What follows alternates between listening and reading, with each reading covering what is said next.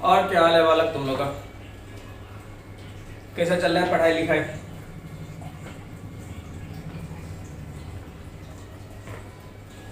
कुछ बच्चों का फोन आया था यार, टारगेट बैच वालों के लिए बोल रहा हूँ।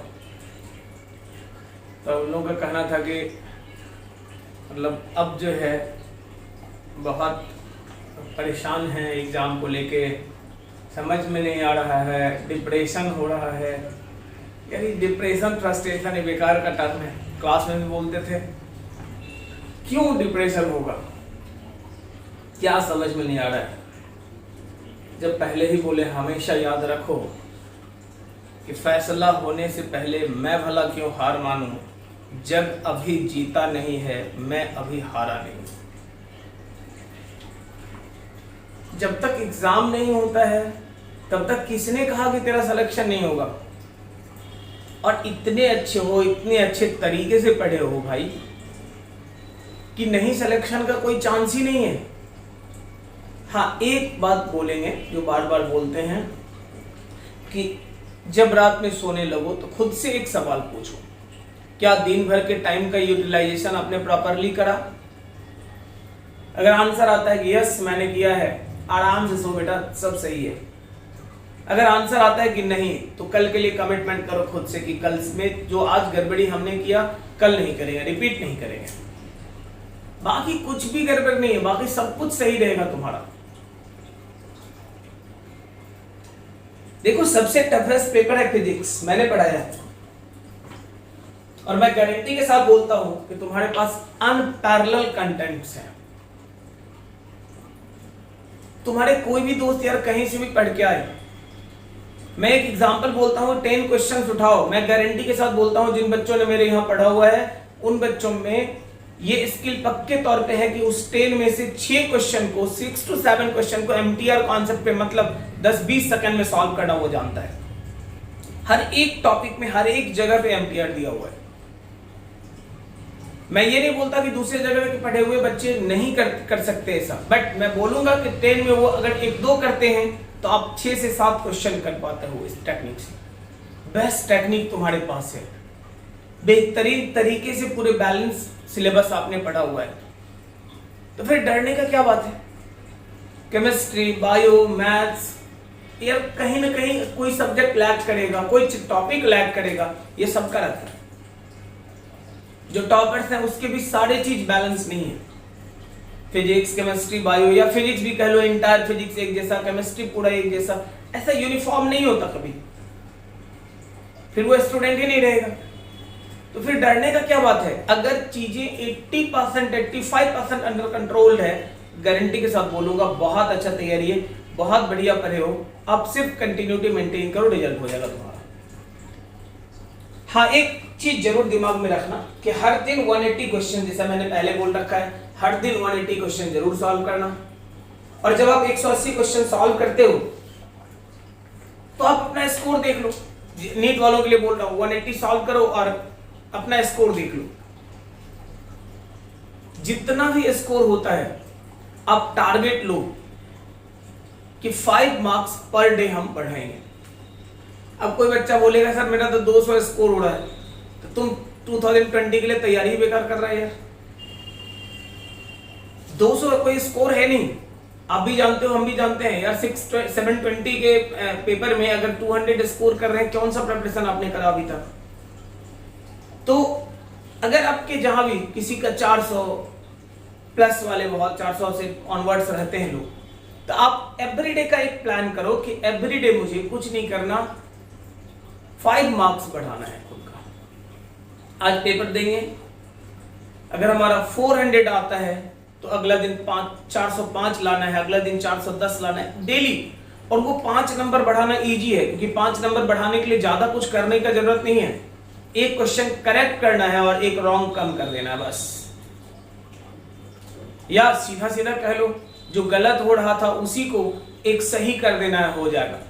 क्योंकि जब कोई क्वेश्चन करेक्ट करते हो तो सिर्फ 4 नंबर देता है, लेकिन जब गलत होने वाला को सही करते हो तो 5 नंबर देता है। क्यों? क्योंकि गलत होने के कारण 1 नंबर लिया भी तो था। यार एक क्वेश्चन का तो खेल डेली का बोल रहे हैं, एक क्वेश्चन बढ़ाना है करेक्ट, बस। बहुत इजी टारगेट है ये। अगर आपके 500 स्कोर आ रहे हैं, जस्ट सोच के देख कि 500 अगर स्कोर स्टैंड करता है, 5 नंबर पर डे बढ़ाओगे, 650 के टारगेट को हिट करोगे एक महीने में। मैं मानता हूं कि यहां से 650 का टारगेट कहना आसान होता है, करना थोड़ा सा ये रहेगा, बट उतना भी मुश्किल नहीं है। लेकिन अगर आप चलो तो 500 प्लस जिनके स्कोर होते हैं, अगले 15 दिन तक 5-5 नंबर बढ़ाओ पर डे, और देन 2 नंबर 3 नंबर, चूंकि जब आप जितना लेवल को अप करते जाओगे, क्वेश्चन का स्टैंडर्ड थोड़ा ऊपर होता है, क्योंकि वही क्वेश्चन तो आपके छूटते हैं। तो स्वाभाविक है कि स्कोर उस रफ्तार के साथ नहीं बढ़ेगा, लास्ट में बढ़ने का रफ्तार जो होता है कंपैरेटिवली स्लो होगा। लेकिन जिनकी 400 है, इसका मतलब है कि कुछ बेसिक चीजें भी आपका लैक कर रहा है। आप थोड़ा मेहनत करो, आप तो पूरे महीना भी बढ़ा सकते हो आराम से। जस्ट सोच के देख कि अगर आप 550 प्लस स्कोर करने में कामयाब रह चुके, एक महीने में अगर 5 नंबर पर डे बढ़ता है तो 150 नंबर बढ़ेगा। एक दिन में कोई कह दे कि एक महीना में 150 बढ़ाना है, ऐसे कैसे होगा? सही बात है, सरप्राइजिंग लगेगा, एक महीना में 150 नंबर कहां से बढ़ेगा, लेकिन 5 नंबर पर डे इजी है यार। किसी दिन बायो में बढ़ा लो, किसी दिन फिजिक्स में बढ़ा लो, कभी केमिस्ट्री में, क्योंकि हर टॉपिक में, हर एक सब्जेक्ट में कोई ना कोई टॉपिक तो लैक कर रहा है। ढूंढो उसको, जहां से गलत कर रहे हो उसके सवाल आ रहे हैं और आप गलत कर रहे हो उसको ठीक करो। मैंने पहले भी बोला है ये चीज, बहुत थारली, बहुत अच्छे से आपने पढ़ा हुआ है, और यही कारण है कि कुछ अब एक्स्ट्रा मुझे नहीं लगता कि कुछ और पढ़ाने का जरूरत है, कि कुछ अलग से करूं बहुत सारा चीज, क्योंकि बहुत सारा चीज करने पे बहुत कंफ्यूजन भी क्रिएट होगा। इसलिए हमने शुरू में तो करा, बट बाद में लगने लगा कि बहुत कुछ एडिशनल करने की जरूरत नहीं है। जितना कंटेंट्स हमारे बच्चों के पास है, उस कंटेंट्स का अगर 50 to 60% आपने पढ़ लिया मतलब याद रहा यार, तो मैं गारंटी देता हूं 85 to 90% स्कोर करके आओगे। और क्या चाहिए तुम्हें? इसलिए कॉन्फिडेंट रहो, कहीं कोई परेशानी की बात नहीं है, कुछ दिमाग में नहीं लाना है। नहीं होगा ये तो कभी सोचना ही नहीं है। आदमी का होता है, तुम भी आदमी है, नहीं किसी होगा, किसी का हो सकता है तो तुम्हारा पक्का होगा। एक खराब सब्जेक्ट जो सबका वीक रहता है, सभी बच्चों का, मैं गारंटी के साथ बोलता हूं, और आप लोग भी जरूर भरोसा करते होंगे कि उस सब्जेक्ट को आपने बहुत अच्छे तरीके से पढ़ लिया है, और आज के टाइम में डेफिनेटली काफी स्ट्रांग कंडीशन में होगा वो। सिर्फ पूरा टॉपिक ही नहीं, टेक्निक भी, हर एक चैप्टर में हर जगह पे पॉइंट पकड़ के टेक्निक्स मैंने आपको सिखाया है। तो इसलिए कॉन्फिडेंट रहिए, बहुत अच्छे से पढ़िए, बहुत अच्छा हम लोग कर जाएंगे। करेक्ट। अब एक चीज है कि एसएचएम और ग्रेविटेशन को लेकर कुछ बच्चों का डिमांड था कि एसएचएम ग्रेविटेशन सर एक बार कर लेते तो अच्छा था। ठीक है, तो मैं भी हूँ, ये सोच रहा हूँ कि डिप्रेशन भी तू लोग बोल रहा है कि फ्रस्ट्रेशन डिप्रेशन हो रहा है, और एक जो सामने का इंटरेक्शन वाला खेल था, कुछ बच्चों ने ये कहा कि क्लास करने के दौरान इंटरेक्शन में एक फीलिंग आता था सर, वो चीजें मिस कर रहे हैं और बहुत मतलब मोटिवेट नहीं हो पाते हैं।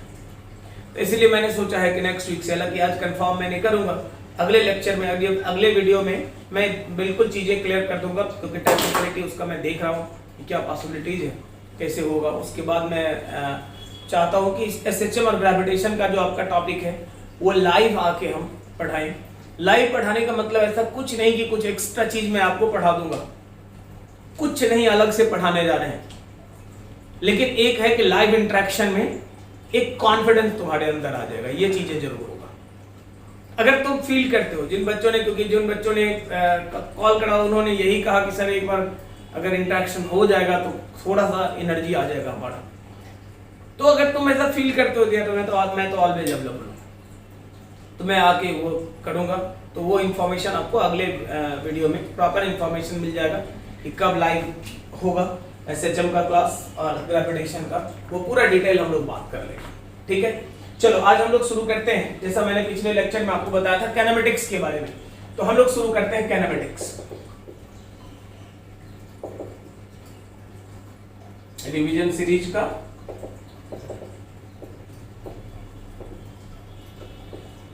लेक्चर है कैनेमेटिक्स।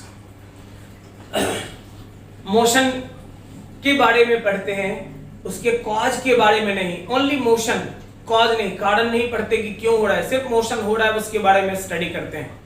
तो हम लोग यहाँ जो टर्म डिफाइन करते हैं उसका नाम है सबसे पहले डिस्टेंस एंड डिस्प्लेसमेंट, उसके बाद आता है speed, velocity, acceleration, kinematical equation आपने पढ़ा है। तो मैं बोलूं सबसे पहले डिस्टेंस के लिए, बाकी चीज तो आप जानते हो कि total length of path covered by particle, particle अगर किसी पाथ पे चलता है तो उस पाथ का जो टोटल लेंथ होगा उसी लेंथ का नाम डिस्टेंस बोलते हैं। वेक्टर के लेक्चर में अगर याद हो तो गुड, अगर नहीं हो तो वेक्टर के लेक्चर में आप देख लेना, वहां सारा कुछ पढ़ाया हुआ है 2 डायमेंशन में, 3 डायमेंशन में, सर्कुलर पाथ पे डिस्टेंस और डिस्प्लेसमेंट कैलकुलेशन। क्योंकि ये रिवीजन लेक्चर है, रिवीजन लेक्चर में हम फिर से उन चीजों को रिपीट नहीं कर सकते, आपको नीड होगा तो आप वहां जाके पढ़ लेना। हाँ, एक सवाल जरूर करेंगे कि अगर वेरिएबल हो in case of curve path, अगर कर्व पाथ है तो क्या कहोगे? देख लो, मान लो किसी भी तरह का है, मुझे नहीं पता क्या है नहीं है, y और x, तो मैं बोलूं कि ये यहां से एक छोटा सा, ये बड़ा नहीं छोटा है, dy और ये dx, ये यहां से यहां तक का अगर कह लोगे इसका डिस्टेंस, तो आप कहोगे ds एंड दैट इक्वल्स कितना? तो dx स्क्वायर प्लस, फंक्शन अगर वेरिएबल हो तो ये ध्यान रखना कि डिस्टेंस कहोगे ये तो डिस्प्लेसमेंट हो गया यार, इतना छोटा एलिमेंट है, यही डिस्टेंस भी है उसका और यही क्या है? डिस्प्लेसमेंट भी है। छोटे से एलिमेंट के लिए बात करें तो अगर कहोगे कि पूरा के लिए यहां से यहां तक का, तब तो इसका कोऑर्डिनेट इसका कोऑर्डिनेट देखेंगे, दोनों कोऑर्डिनेट के बीच का जो सेपरेशन होगा डिस्प्लेसमेंट मिल जाएगा। लेकिन डिस्टेंस क्या कितना किया? तो डिस्टेंस कैलकुलेट करने के लिए एलिमेंट के पीछे भागना पड़ेगा, एलिमेंट हमने dx लिया, dy लिया, निकाल देंगे, हो जाएगा। अब देख लो example, displacement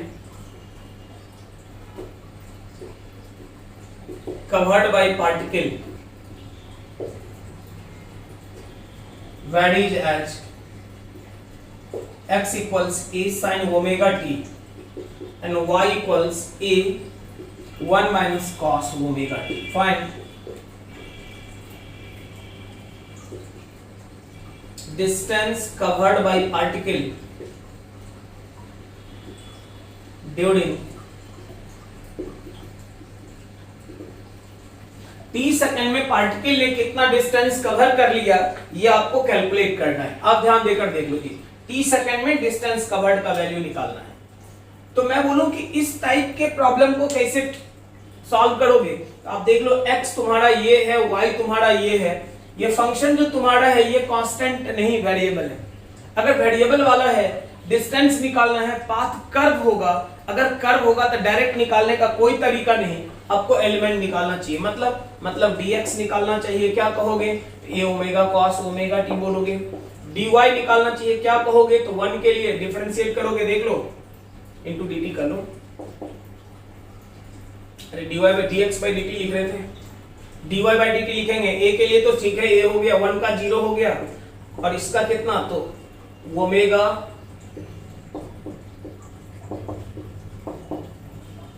cos omega t का minus omega sin omega t minus minus plus हो गया। मतलब आप कहोगे dy का वैल्यू जो होगा a omega sin omega t के dt के बराबर। अब आप देख लो, डिस्टेंस ds अगर कहते हो तो dx स्क्वायर लगा ले, दोनों में कॉमन है a ओमेगा, और तो sin square omega t cos square omega t into dt।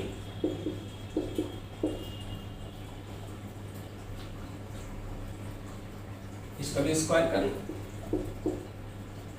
पूरी का स्क्वायर कर रहे हैं, a omega into dt, integrate करोगे कितना कहोगे? तो पार्टिकल t टाइम में जो डिस्टेंस कवर करेगा वो डिस्टेंस कुछ और नहीं, कितना है? तो यही होगा। प्रॉब्लम अगर आपसे पूछता है कि डिस्प्लेसमेंट कितना करेगा ये बताओ, तो डिस्प्लेसमेंट कितना करेगा? सिंपल सा तो बात है, t बराबर 0 पे x 0, t इक्वल 0 पे y भी 0, देख लो, क्योंकि ये कहोगे cos 0 1 होगा, 1 माइनस 1 0 हो जाएगा। अगर कहता है 2 सेकंड 4 सेकंड 5 सेकंड पे, तो x कोऑर्डिनेट निकाल लो, y कोऑर्डिनेट निकालो, टाइम दिया रहेगा। फाइनल माइनस इनिशियल मतलब x2 minus x1 i, y2 minus y1 j, यही तो डिस्प्लेसमेंट होता है। तो डिस्प्लेसमेंट क्योंकि पाथ पे डिपेंड नहीं करता, कोऑर्डिनेट निकलेगा तो काम हो जाएगा, लेकिन डिस्टेंस कैलकुलेशन के लिए पाथ पे डिपेंड करने वाला प्रॉपर्टी है, इसीलिए हमेशा एलिमेंट्री कॉन्सेप्ट की हेल्प से सॉल्व करना। क्लियर है? आगे सर्कुलर पाथ सबका छोड़ रहे हैं, वो सब तुम्हें आता है, और मैं बोल रहा हूं कि परेशान नहीं होना है। अगर आपको नीड हो तो आप इसके पहले जो आपको लेक्चर मिला हुआ है वेक्टर का, वेक्टर वाले लेक्चर में डिस्टेंस डिस्प्लेसमेंट कैलकुलेशन देख लेना वहां पे।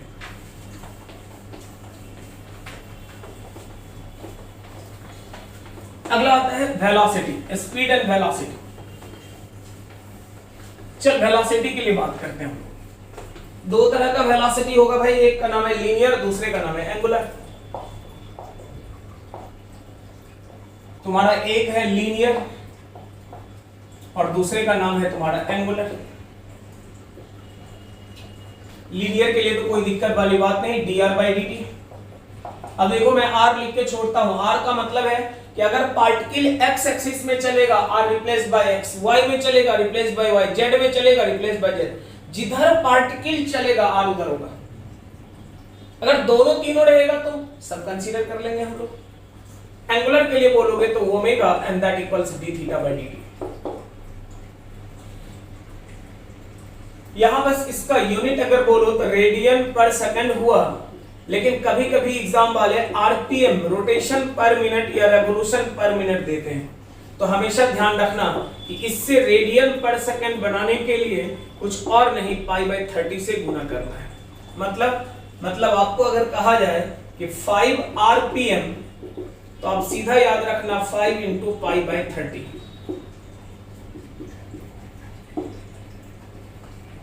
क्यों? क्योंकि रोटेशन एक रोटेशन का मतलब 2π एंगल पर मिनट, नीचे में मिनट मतलब 60, तो 2π/60 π/30 सही तो है, वही तो करते हैं, कोई दिक्कत है? तो आपको अगर चेंज करना रहेगा कर लोगे। हम लोग बात करते हैं कि लीनियर, देख लो हो गया ये, छापते चलना।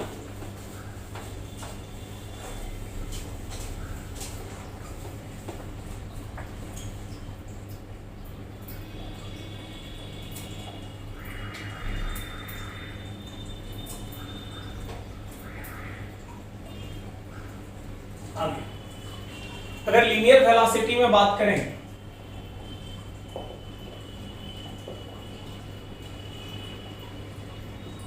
यूनिफॉर्म है और नॉन यूनिफॉर्म है। अब इस सब पे बहस करना बेकार है। यूनिफॉर्म जो हमेशा एक जैसा हो, नॉन यूनिफॉर्म जो बदलने वाला हो, इधर मैग्नीट्यूड बदले या डायरेक्शन बदले या दोनों बदल जाए, हम लोग वेलोसिटी का नाम कौन सा वेलोसिटी, तो नॉन यूनिफॉर्म बोलेंगे। ना तो मैग्नीट्यूड बदले ना डायरेक्शन बदले, कुछ नहीं बदले, नाम कौन सा बोलेंगे, तो यूनिफॉर्म वेलोसिटी। क्लियर? तो कहोगे यूनिफॉर्म में rate of change of displacement जो होना चाहिए वो कांस्टेंट होना चाहिए। यूनिफॉर्म का मतलब v जो होना चाहिए कांस्टेंट होना चाहिए, और इसका मतलब हुआ v जो होना चाहिए तुम्हारा वेरिएबल होना चाहिए। वेरिएबल का मतलब बढ़ भी सकता है और घट भी सकता है। कभी कभी जो है इसका मैग्नीट्यूड जो होना चाहिए वो मे भी कांस्टेंट रह सकता है। कहोगे कहां, तो in case of uniform circular motion. Uniform circular motion में मैग्नीट्यूड कांस्टेंट रहता है, लेकिन डायरेक्शन बदलने के कारण हम लोग बोलते हैं वेलोसिटी जो हमारा है ये कौन सा है, वेरिएबल है। इसलिए मैंने बोला कि हमेशा नहीं, लेकिन कभी कभी आपको मिलेगा सर्कुलर मोशन वाले जैसा केस में कि मैग्नीट्यूड कांस्टेंट है लेकिन डायरेक्शन अलग अलग होने के कारण उसका नाम कुछ और नहीं, कांस्टेंट नहीं, कौन सा, तो वेरिएबल वेलोसिटी बोलते हैं। क्लियर है? अगला हम लोग कहते हैं कि आगे देख लो, सीधे सीधे बात करें, displacement covered by particle varies as x equals 3t square plus 2t plus 4. Find velocity at t equals 2 second. बड़ा सिंपल सा सवाल पूछता है, खास करके नीट में तो एकदम इसी तरह का सवाल पूछेगा। सीधा दिया रहेगा, डिस्प्लेसमेंट दिया रहेगा, वेलोसिटी पूछेगा, वेलोसिटी दिया रहेगा, एक्सीलरेशन पूछेगा, एक्सीलरेशन दिया रहेगा, वेलोसिटी पूछेगा। मतलब इसी तरह के इजी सवाल होते हैं। अगर आपको दिया हुआ है डिस्प्लेसमेंट और आपको वेलोसिटी चाहिए तो करना क्या पड़ेगा, बैठ के रोना तो नहीं है, सीधा डिफरेंशिएट कर ले बाबू। dx बाई dt कर दिए। प्रॉब्लम ने बोला t इक्वल्स 2 पे लगा दे 6 इंटू 2 प्लस 2, आप कहोगे 40 मीटर पर सेकंड। पक्का, एकदम पक्का होगा भाई। आगे देख लो, displacement covered by particle varies as x equals 6 sin pi by 4 t. Find velocity at t equals 0, 1, 2. Particle का जो डिस्प्लेसमेंट कवर्ड है वो वैरी करता है इस तरह से। प्रॉब्लम आपसे पूछता है कि आप बताओ कि इसका वेलोसिटी 0 सेकंड पे, 1 सेकंड पे और 2 सेकंड पे कितना होगा। ध्यान देकर वेलोसिटी निकालना है, डिस्प्लेसमेंट दिया हुआ है, रास्ता बस एक है कि डिफरेंशिएट कर लो। 6 तो समझ में आ गया, sin पाई बाई 4t का क्या होगा, तो pi by 4 into cos pi by 4t। आप कहोगे कि velocity 3 pi by 2 cos pi by 4 into t। अब पुटिंग गेटिंग मार लो, टाइम बोला 0, 3 pi by 2 cos 0, 3 pi by 2 metre पर सेकेंड। टाइम बोला 1, v का value 3 pi by 2 cos pi by 4, 3 pi by 2 into pi by 4 1 by root 2, मतलब 3 pi by 2 root 2 metre पर second. Time बोला 2 second, velocity 3 pi by 2 cos pi by 4 into 2,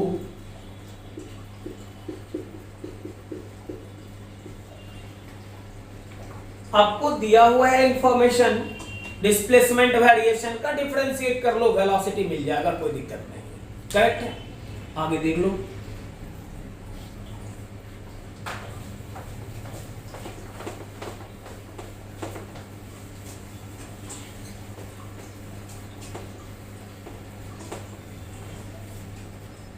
आगे देखो क्या कह रहा है।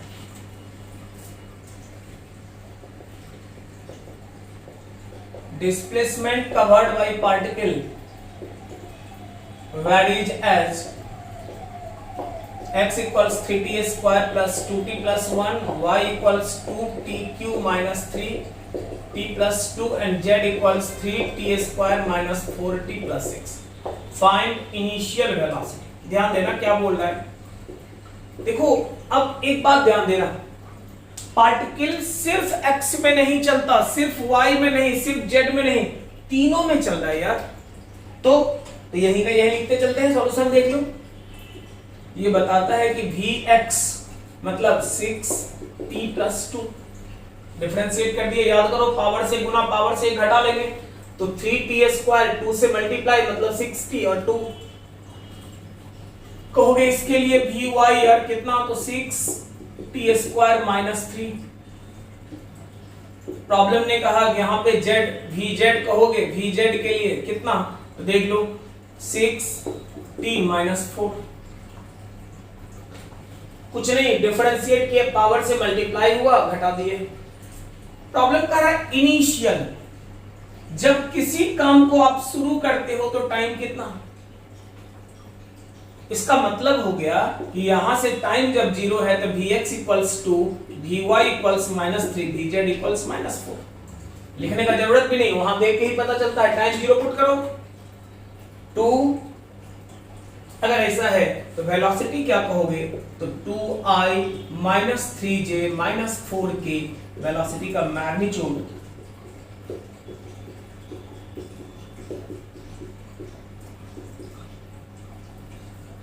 कोई कंफ्यूजन है तो बोलो। आपको x में दे, y में दे, z में दे, कोई फर्क नहीं पड़ता, आराम से आप कैलकुलेट कर लोगे। क्लियर। अगला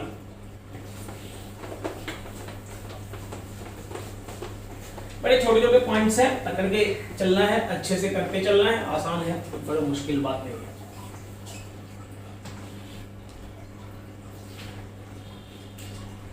ग्राफ से रिलेटेड सारा कॉन्सेप्ट एक बार ग्राफ से रिलेटेड बात करेंगे कि ग्राफ किसको बोलते हैं। पहले इधर का एक्सीलरेशन तक हम लोग पढ़ लेंगे, उसके बाद ग्राफिकल कॉन्सेप्ट इकट्ठे पढ़ते चलेंगे, ठीक है ना। चल देख अगला हम लोग कहेंगे टाइप्स कितना होगा। तो टाइप्स में पहला इंस्टेंटेनियस, जो अभी हमने बात करा। दूसरा का नाम है एवरेज वेलोसिटी, तीसरा है आरएमएस वेलोसिटी। इंस्टेंटेनियस तो यही अभी बात कर रहे थे, dx/dt या dr/dt बोल दो। एवरेज वाला में थोड़ा सा चक्कर है। एवरेज किस तरह का है? एवरेज का एक ही फॉर्मूला होता है, and that is total displacement divided by total time. बीच में क्या हुआ मतलब नहीं, स्टार्टिंग से फिनिशिंग तक में टोटल कितना डिस्प्लेसमेंट आपने कवर करा और टोटल उसके लिए टाइम आपने कितना लिया, डिवाइड कर दो, एवरेज मिल जाएगा। लेकिन अगर कभी ऐसा हो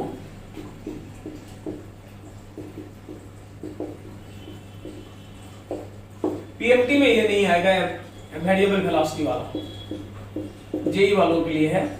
तो आप कहोगे जिसका फंक्शन रहे वेलोसिटी, अगर टाइम का फंक्शन है तो vt dt integration of dt, class में पढ़ाया हुआ है, याद कर। लेकिन अगर आपको दिया हुआ है, जेई वालों के लिए ध्यान रखना कि अगर टाइम का फंक्शन है तो टाइम के एलिमेंट से मल्टीप्लाई, एलिमेंट से डिवाइड। अगर x का रहता है तो x से dx से मल्टीप्लाई, dx से डिवाइड। जिसका फंक्शन होगा वेलोसिटी, उसी एलिमेंट से मल्टीप्लाई डिवाइड करोगे, इंटीग्रेट करोगे, तुम्हारा प्रॉपर आंसर आएगा। आप कहोगे आरएमएस, तो आरएमएस क्या है? रूट मीन स्क्वायर, नाम से साफ है, रूट मीन स्क्वायर। पहले स्क्वायर करेंगे, फिर मीन मतलब एवरेज लेंगे, और फिर रूट मतलब in case of variable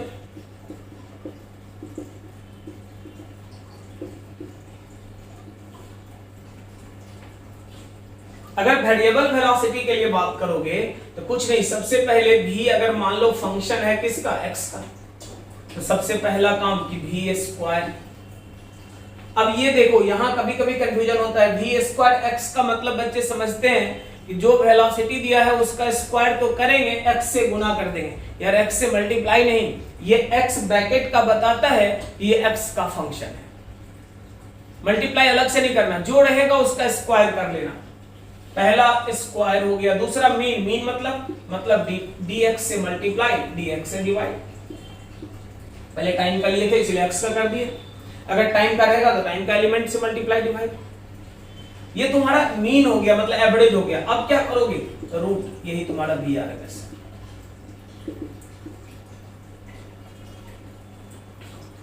kinetic theory of gases में हम लोग के जो आरएमएस वेलोसिटी करते हैं गैसियस मॉलिक्यूल का, यही आरएमएस तो है, स्क्वायर मीन रूट लिया हुआ वेलोसिटी है।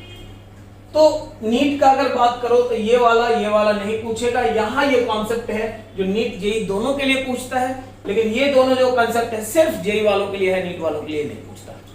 करेक्ट है? आगे देख लो, फिर मैं बताता हूं क्या करना है।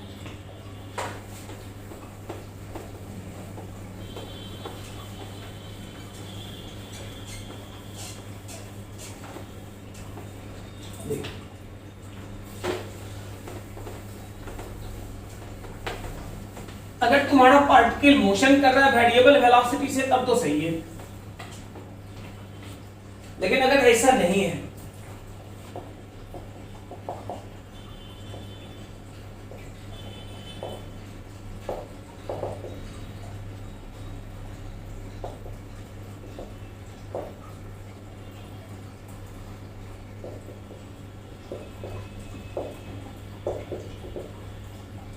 कांस्टेंट वेलोसिटी से हमेशा के लिए पर्टिकुलर टाइम के लिए चलता है, फिर अपना वेलोसिटी बदलता है, लेकिन जो बदलता है उसी से फिर चलता है, इस टाइप का सिचुएशन। तो क्या करोगे, देखो क्या करोगे। पहला मान लो v से चला, यहां तक चला, कोई दिक्कत वाली बात नहीं, टाइम दिया रहेगा। तो आपको कैलकुलेट करना है कि एवरेज वेलोसिटी क्या होगा। Average velocity displacement by time, सीधा कहोगे v into T by T, आप कहोगे v के बराबर। अगर ऐसे सवाल पूछ दे तो मजा आ जाए, लेकिन पूछता नहीं है। तुम कहोगे अगर टाइम नहीं दिया रहेगा तो सर टाइम नहीं देगा तो कोई बात नहीं, डिस्टेंस दिया रहेगा। अगर डिस्टेंस देगा तो एवरेज वेलोसिटी क्या कहोगे, तो कहोगे displacement divided by time. Time का मतलब s by v, once again v metre पर सेकंड। ओरिजिनल फॉर्मूला यही है, लेकिन एग्जाम वाले अब शुरू करेंगे खेल अपना। क्या करेगा, तो ये इस तरह का नहीं देगा, कहेगा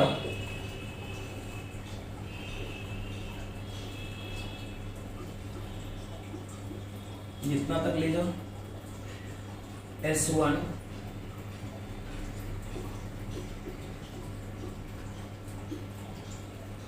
ये पहला S1 चला V1 से V2 से V3 से एंड सो ऑन। अब कहोगे तो क्या होगा, तो आप कहोगे एवरेज वेलोसिटी। देख लो एवरेज वेलोसिटी का सीधा सीधा फॉर्मूला अगर बोलो कह सकते हो S1 plus S2 plus S3 plus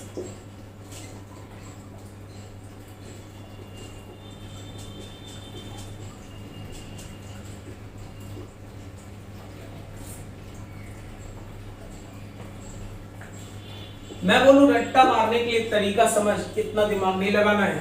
total displacement S1 plus S2 plus S3 plus divided by average velocity and that equals S1 by V1 S2 by V2 S3 by V3। देखो यहां एक concept हम लोगों ने लगाया, ये नहीं याद रखना है, वो याद रखना है। कहोगे कैसे याद रहेगा, इस पार्टिकल ने इतना दूर के लिए टाइम लिया, इसने इतना के लिए, इसने सबने टाइम लिया है। समेशन ऑफ टोटल टाइम जो होगा वही तो नेट टाइम टोटल जितना आपका रहेगा उसके बराबर होगा। तो टोटल टाइम कितना था, total displacement covered by average velocity और that equals individual time taken by each particle, मतलब इसके लिए इसके लिए इसके लिए सबका समेशन। अगर तुम्हारा कभी ऐसा हो कि इक्वल डिस्प्लेसमेंट का खेल आ जाए, S1 equals S2 equals S3 Sn तक, तो आप सीधे सीधे बोलोगे कि n by v एवरेज जो होगा तुम्हारा 1 by v1 1 by v2। बहुत ज्यादा काम का फार्मूला है तुम्हारा।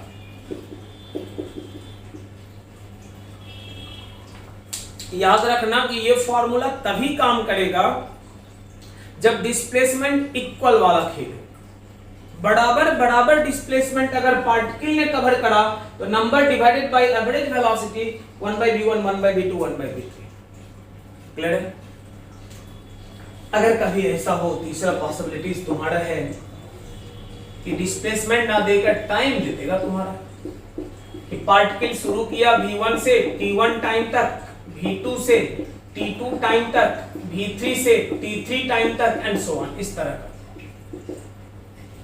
तो आप क्या कहोगे, तो आपको क्या चाहिए, total displacement covered bye total time taken,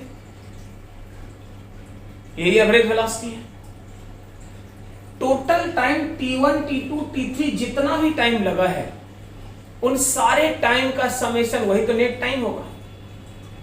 तो टोटल टाइम कहोगे कितना, टोटल टाइम का क्या मतलब होगा, तो आप सीधे सीधे बात कर लो कि एवरेज वेलोसिटी अगर कहा जाए तो डिस्प्लेसमेंट मतलब v1 t1 v2 t2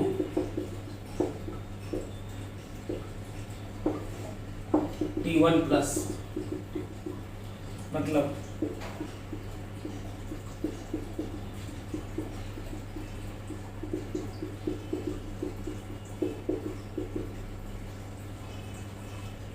देखो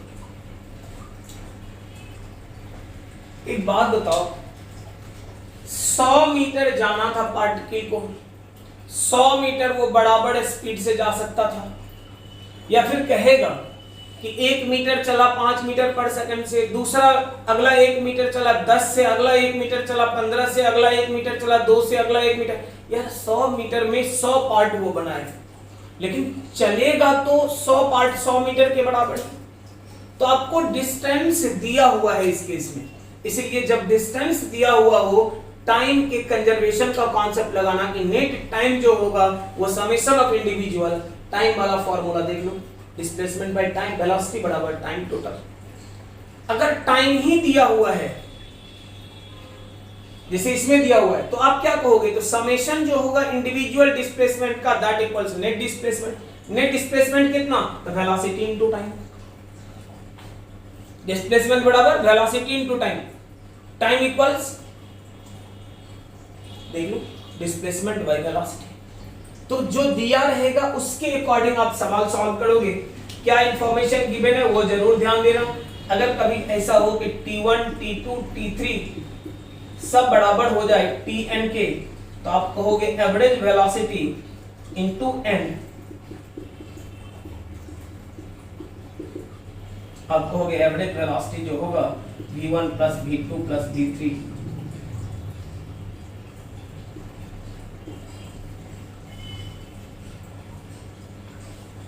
इसी को हम लोग कहते हैं, ये जो तुम्हारा आया this is average velocity, average over displacement, equal displacement वाला खेल है, और एवरेज ओवर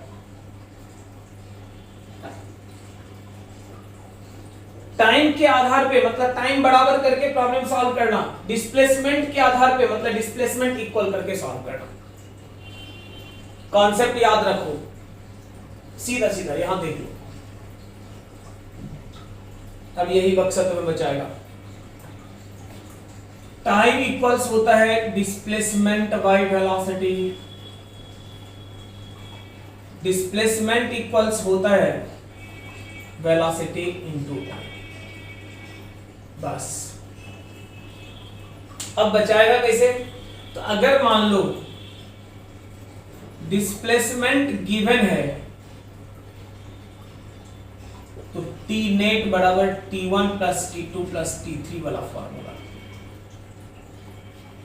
टी नेट बराबर कितना, T1 प्लस T2। अब देखो नेट, टी नेट का मतलब कितना, तो आपको टाइम चाहिए, डिस्प्लेसमेंट बाय वेलोसिटी।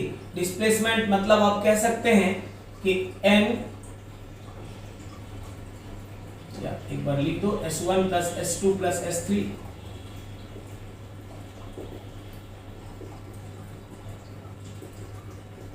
देखो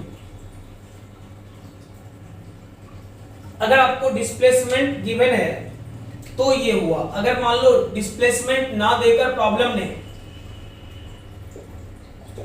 टाइम ही दिया हुआ हो तो डिस्प्लेसमेंट नेट का formula,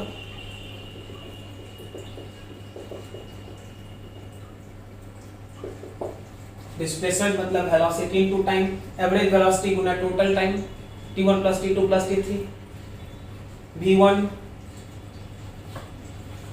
V2 V3 T1 T2 multiply रहेगा। तो आपको बस ये कॉन्सेप्ट याद रखना है कि टाइम डिस्प्लेसमेंट बाय वेलोसिटी है, डिस्प्लेसमेंट गिवन है तो हमें टाइम का एवरेज लेना है, ये टाइम का समेशन यूज करना है, और अगर टाइम दिया हुआ है तो डिस्प्लेसमेंट का समेशन यूज करना है। क्लियर है? अरे सही है, चलो सवाल लगाते हैं, तुरंत समझ में आ जाएगा।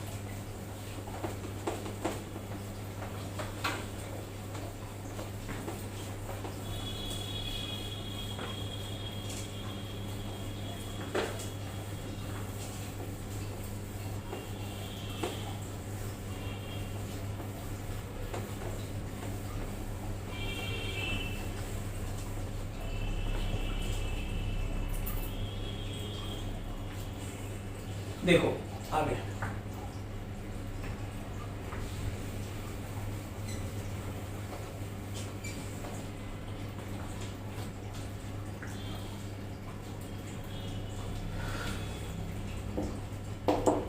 देखो प्रॉब्लम में अब स्टेटमेंट लिखा रहेगा, एग्जाम में तो आएगा तो ऐसे नहीं दिया रहेगा फोटो,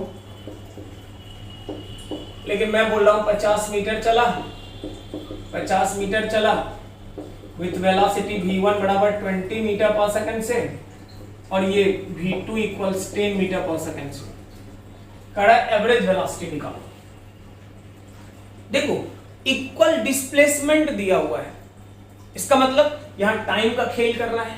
टाइम अगर खेल करना है तो आप क्या कहोगे, 2 डिवाइडेड बाय, क्यों, क्योंकि 2 पार्ट है, 3 पार्ट रहता तो 3 n बाई था, याद करो। तो हम लोग कहेंगे कि 2 डिवाइडेड बाय कितना, एवरेज वेलोसिटी।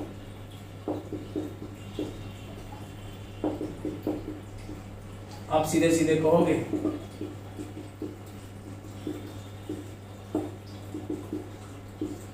हो तो गया।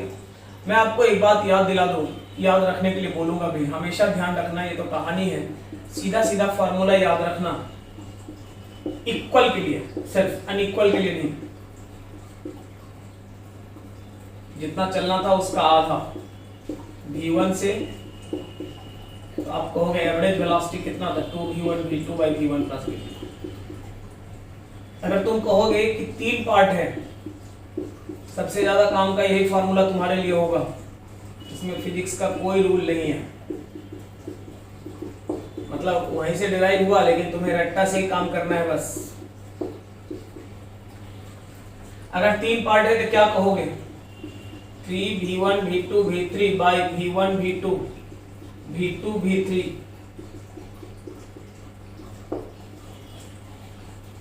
मतलब आपको अगर इक्वल डिस्प्लेसमेंट का खेल बोले तो जितना वेलोसिटी रहेगा सबको मल्टीप्लाई कर लेना। अब कितना है उसके नंबर से मल्टीप्लाई करना, जैसे यहां 2 ठो था तो 2 से, 3 है तो 3 से, 4 रहेगा 4 से, 5 रहेगा 5 से। डिनोमिनेटर में एक एक छोड़ के लिखना, पहली बार देख मैंने 3 छोड़ा, दूसरी बार में मैंने 1 छोड़ा, तीसरी बार में मैंने 2 छोड़ा।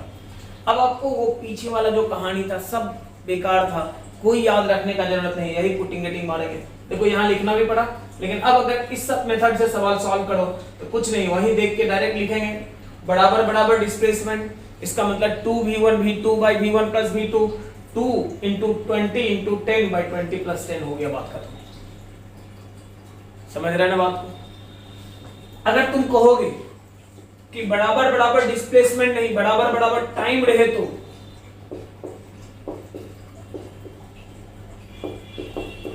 आधा टाइम तक, आधा टाइम तक, आधा तक v1 से, आधा तक v2 से, एवरेज वेलोसिटी।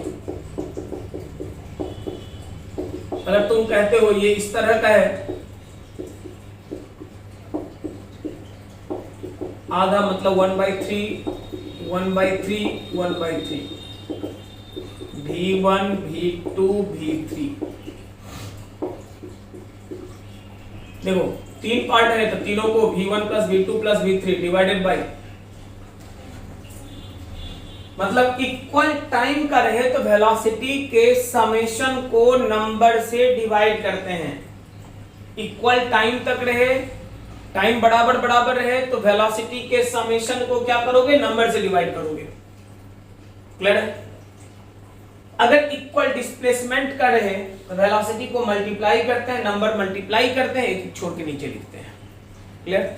देख लो एग्जांपल एक,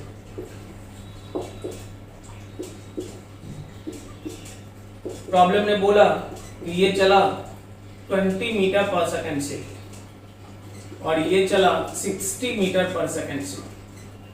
ये जितना दूर देर तक चलना था उसके आधा टाइम तक आपको कहा जा रहा है एवरेज वेलोसिटी। क्या कहोगे, 20 + 60 डिवाइडेड बाय 2 मतलब 40 मीटर। पक्का, एकदम पक्का, कोई कैलकुलेशन नहीं करना है। अब वो जो रट्टा था कि बराबर बराबर रहेगा, डिस्प्लेसमेंट कंजर्वेशन तो टाइम कंजर्वेशन, कुछ नहीं करो, बस सीधा फार्मूला याद रखो, पुटिंग गेटिंग मार दो। टाइम बराबर बराबर हुआ, इसका मतलब summation of velocity divided by 2, 3 रहता डिवाइडेड बाय 3, 4 रहता डिवाइडेड बाय 4, 5 रहता डिवाइडेड बाय 5। कोई दिक्कत बोल। एक एग्जांपल देख लो,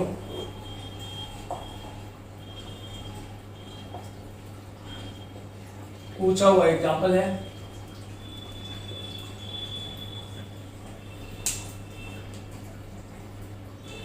स्टेटमेंट ही लिख देता हूं।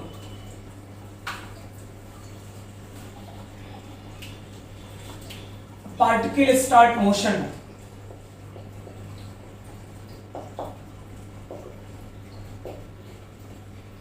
and covers half of total displacement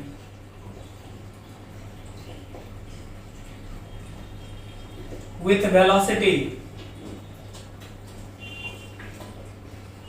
20 meter per second, and for next half displacement particle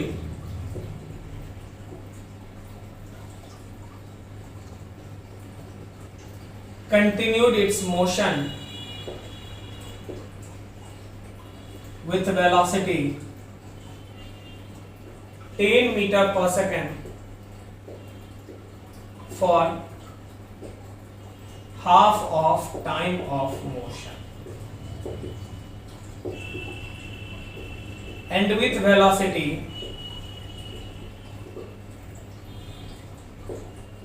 30 meter per second for next half of time of motion.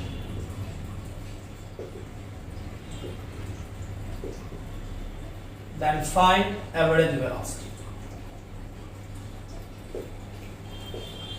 बड़ा ही अच्छा सवाल है और जेई का पूछा हुआ भी है। जेई का तो छोड़, बीएचयू जब बीएचयू मेंस एग्जाम होता था तो उस समय बीएचयू मेन के टाइम बीएचयू ने भी पूछा था। सवाल 3 पार्ट का है। बराबर बराबर करना, पहले आधा डिस्प्लेसमेंट तक और फिर जो डिस्प्लेसमेंट बचा उस डिस्प्लेसमेंट को कवर करने में जितना टाइम लगना था उसके आधा टाइम तक। देख, ध्यान दे, कड़ा प्रॉब्लम की पार्टिकल ने स्टार्ट करा मोशन और आधा डिस्प्लेसमेंट कवर करता है विथ 20 मीटर पर सेकंड। बढ़िया है, आधा कवर करता है 20 मीटर पर सेकंड। मान लो टोटल s करना था यार, तो s/2 इसने करा कितना से, तो 20 से। बढ़िया। For next half displacement continue करता है 10 से, लेकिन हाफ टाइम तक। मतलब यहां खेल बदल गया। इधर से इधर तक का अगर टाइम t लगना है तो उसके आधे तक चलता है 10 से, और अगला आधे तक चलता है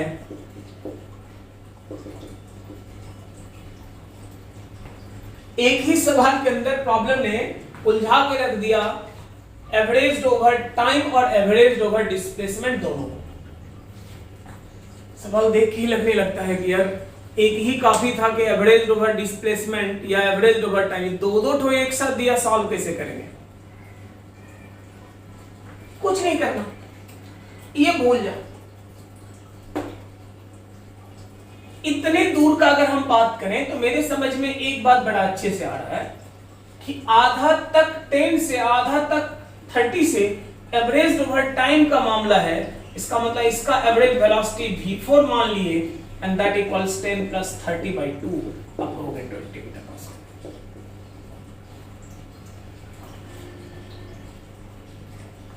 मतलब हम ये डायग्राम ऐसा निकला।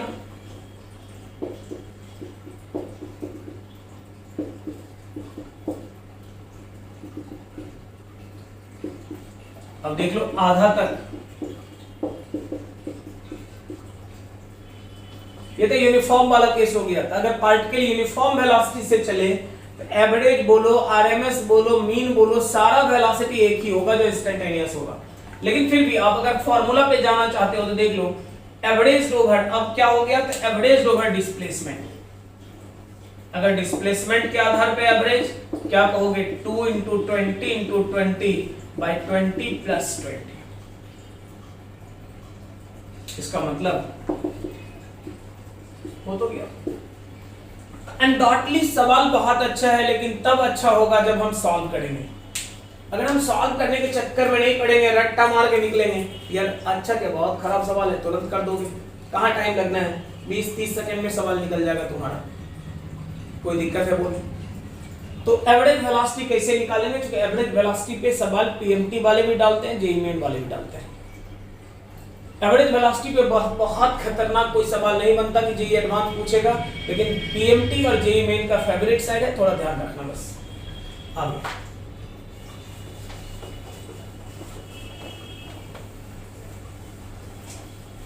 देखो, अगला देखते हैं।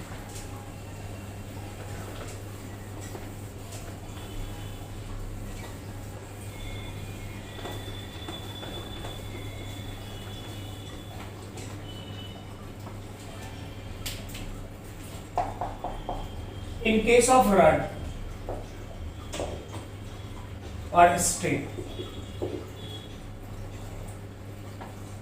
रड हो या स्ट्रिंग हो, उस केस में एक बात मैं बताता हूं, सुनो।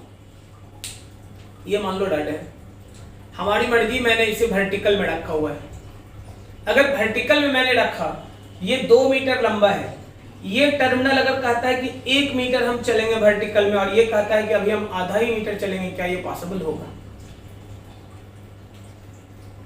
तो पॉसिबल नहीं होगा। अगर अलोंग लाइन में ये 2 मीटर चलता है, 1 मीटर चलता है, तो इसको भी 1 ही मीटर चलना पड़ेगा। अगर ये 5 मीटर चलेगा तो इसको भी 5 मीटर अलोंग लाइन में। लेकिन जस्ट सोचो, इस रड के लाइन के परपेंडिकुलर ये मैंने बांध रखा है, इस टर्मिनल को आगे ले जा रहा है, ये जा रहा है, ऐसा नहीं कि ये जाएगा तो इसको भी बोलेगा भाई तुम्हें भी चलना पड़ेगा क्योंकि हम तो जा रहे हैं। तो ये रड है वर्टिकल, ये लाइन हॉरिजॉन्टल, जिधर ये चलना शुरू करा। तो रड के लाइन के परपेंडिकुलर में टर्मिनल का वेलोसिटी कुछ भी हो, अलग अलग रह सकता है, कोई दिक्कत नहीं। लेकिन अलोंग लाइन ऑफ रड हमेशा याद रखना, या अलोंग लाइन ऑफ स्ट्रिंग, दोनों टर्मिनल का डिस्प्लेसमेंट बराबर होना चाहिए, वेलोसिटी बराबर होना चाहिए, एक्सीलरेशन बराबर होना चाहिए। न्यूटन्स लॉ का लेक्चर मैंने पहले ही दे रखा है, उसमें मैंने इसी के कॉन्सेप्ट पे आपको बताया था कि वहां T डॉट A या T डॉट V हमेशा कांस्टेंट होगा। Dot product of tension and velocity, dot product of tension and acceleration जो होगा हमेशा क्या रहेगा? कांस्टेंट रहेगा। यहां उसी स्टेटमेंट को लिख दे रहे हैं, along line of a string or rod, velocity of both terminal। अगर ये कॉन्सेप्ट आराम से दिमाग में बैठ गया ना, जिस प्रॉब्लम को लेके बच्चे रोते रहते हैं, तुम यूं उस प्रॉब्लम को मार दोगे फटाफट, कुछ करना ही नहीं पड़ेगा। देखिए कैसे मैं बता रहा हूं। ये रड है, पहले तो एक सिंपल सा एग्जांपल से स्टार्ट कर। अगर ये टर्मिनल मान लो x आगे गया तो ऑब्वियसली ये भी क्या,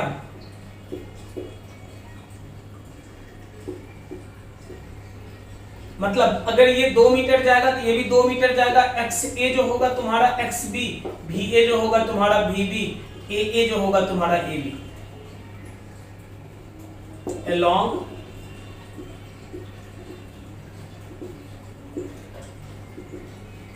हमेशा याद रखना, किसी और लाइन पे कोई वेलोसिटी हो सकता है, लेकिन along लाइन ऑफ रड में दोनों टर्मिनल का वेलोसिटी, एक्सीलरेशन एंड डिस्प्लेसमेंट जो होना चाहिए, क्या होना चाहिए? सेम होना चाहिए। चल अब अगला एग्जांपल देखिए, समझ में आ जाएगा। पूछा हुआ एग्जांपल पे ही आते हैं। प्रॉब्लम ने ये बोला है भाई, प्रॉब्लम का कहना है कि this angle is theta.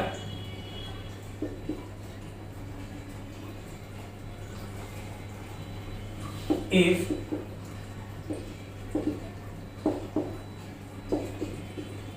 VB equals 20 meter per second, find VA।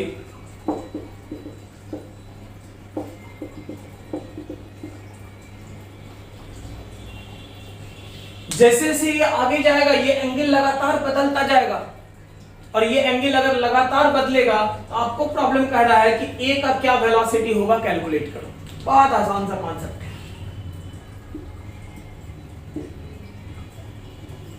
दो तरीके से सॉल्व करता हूं, एक मेरे जैसा आदमी क्या करता है, एक तुम लोग जैसा कैसे क्या करता है। देखिए आप लोग बहुत अच्छे हो, इसलिए जब आप लोग जैसे अच्छे बच्चे सवाल सॉल्व करते हैं तो क्या करते हैं वो मैं बाद में दिखाऊंगा। मेरे जैसा आदमी क्या करेगा वो मैंने पहले दिखाता हूं। मैं तो यही मानता हूं यार कि ये एक्सिस कौन सा है, y, ये कौन सा x, ये थीटा दिया हुआ है, फटाफट मारूंगा tan theta equals y by x, y equals x tan theta, differentiate कर लो dx by dt into tan theta. इसका मतलब है कि dy बाई dt तो अपने को निकालना ही है। यही हमारा है भी ए, ये भी बी टेन थीटा। आप कहोगे भी ए इक्वल्स भी B tan theta, putting reading मारो, भी बी का मतलब कितना, तो दिया हुआ है 20 और 10 37 डिग्री। आप यही कहोगे 20 इंटू 3/4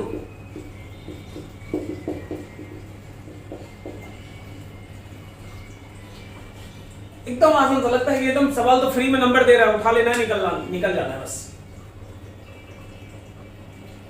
गलत भी कुछ नहीं लगता है, क्योंकि ये बचपन से पढ़ा हुआ है tan थीटा बराबर y बाय x, गलती का चांस ही कहां है इसमें।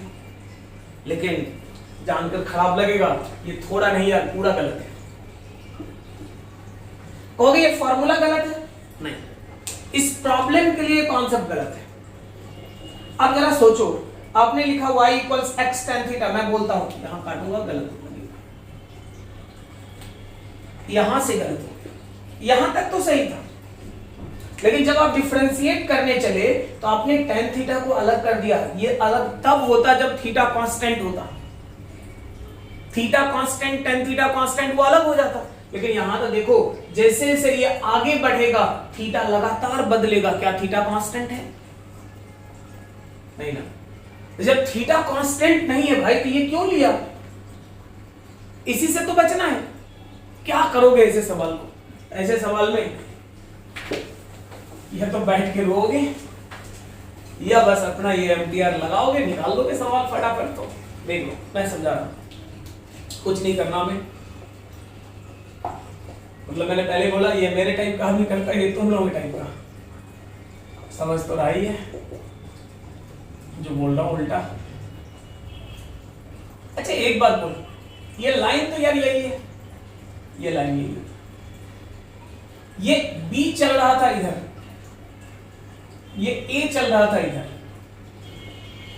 ये एंगल अगर बोलता हूं 37, तो ऑब्वियसली दिस एंगल इज 53, क्योंकि ये 90 डिग्री है।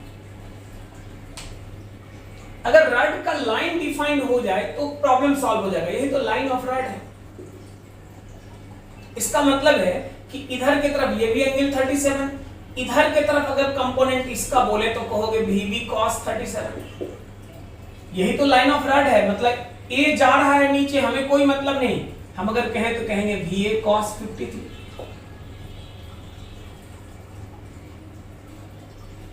अब देखो, ये और ये दोनों velocity along line of rod है। अगर रॉड के लाइन के अलोंग है तो सेम होना चाहिए, VA cos 53 VB cos 37, counter balance करेगा। आप बोल दो ना, VA निकालना है cos 53 3/5, VB 20 4/5, निकल लिया।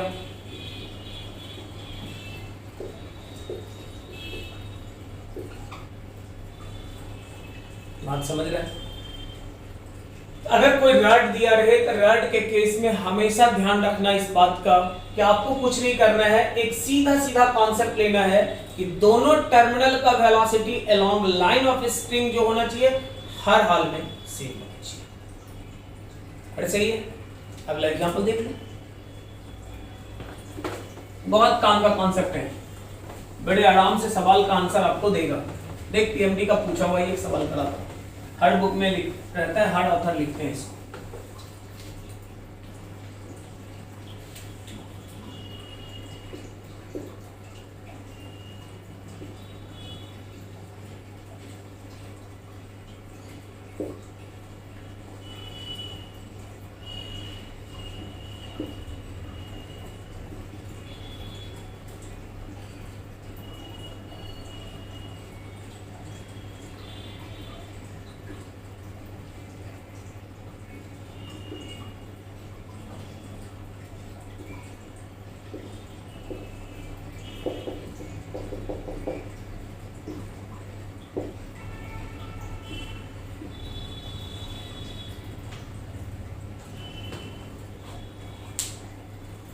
प्रॉब्लम का कहना है, शायद न्यूटन लॉ में करे भी होंगे इस सवाल को। चल एक बार देख लो, कह रहा है कि अगर दोनों साइड u और u वेलोसिटी से डाउनवर्ड आ रहा है तो कैपिटल M का वेलोसिटी कितना होगा कैलकुलेट करो। न्यूटन लॉ में अगर करे होंगे तो दोनों का, एक का वेलोसिटी u दूसरे का v, दोनों का अलग अलग रख के भी हम लोग सवाल करे होंगे। लेकिन अभी फिलहाल यही देखना है कि कैपिटल M का क्या होगा वेलोसिटी। एक बात मैं समझाता हूं उसको।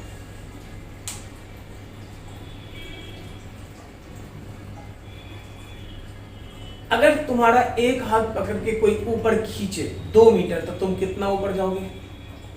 तो 2 मीटर। अगर मान लो राइट हैंड पकड़ के नहीं, लेफ्ट हैंड पकड़ के 2 मीटर खींच रहा है तो कितना जाओगे? 2 मीटर ऊपर उठा रहा है, खींच रहा मतलब ऊपर उठा रहा है। अगर दोनों हाथ पकड़ के 2 आदमी ऊपर खींचता है 2-2 मीटर, तुम कितना जाओगे? 4 मीटर। दोनों, राइट वाला भी 2 मीटर, लेफ्ट वाला भी 2 मीटर, तुम कितना चलोगे? 2 मीटर। फर्क क्या होगा कि यार एक हाथ अगर पकड़ा रहेगा ना तो अंदर से डर लगता रहेगा कि अगर छोड़ा तो गए, चाहे वो राइट हो या लेफ्ट हो। लेकिन अगर दोनों पकड़ के रहेगा थोड़ा दुनिया भी देखोगे, मजा लोगे, क्योंकि लगेगा कि एक अगर छोड़ेगा तो दूसरा। लेकिन अगर किसी कभी दोनों ने बात करके इकट्ठे छोड़ दिया तो मामला समझ रहा है क्या होगा तुम्हारा। खैर जो भी है वो तो हंसी मजाक है। अगर मैं बोलूं कि 2 मीटर दोनों ने खींचा तो आप कितना चलेंगे? तो आप भी 2 ही मीटर चलोगे। तो यहां यही बात है कि अगर मान लो ये साइड का स्प्रिंग नहीं होता तो ये इस टाइप का इंक्लिनेशन नहीं रहता, ये मास सीधा आ जाता इधर। ये लगकर उसको बीच में ले आया है, इक्विलिब्रियम प्रोवाइड किया और नया कुछ नहीं कर रहा। तो आप क्या करोगे प्रॉब्लम सॉल्व करने के लिए? तो आप बस यहां तक तो छाप लोगे, उसके बाद मैं दिखाता हूं, एक साइड पे बात कर लो बस। ऐसा नहीं कि ये नहीं है वो, ये जो भी चलेगा वो वर्टिकल में चलेगा।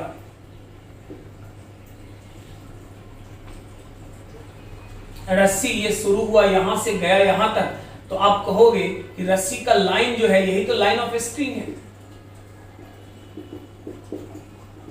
कहोगे यहां पे यही तो लाइन ऑफ स्प्रिंग है।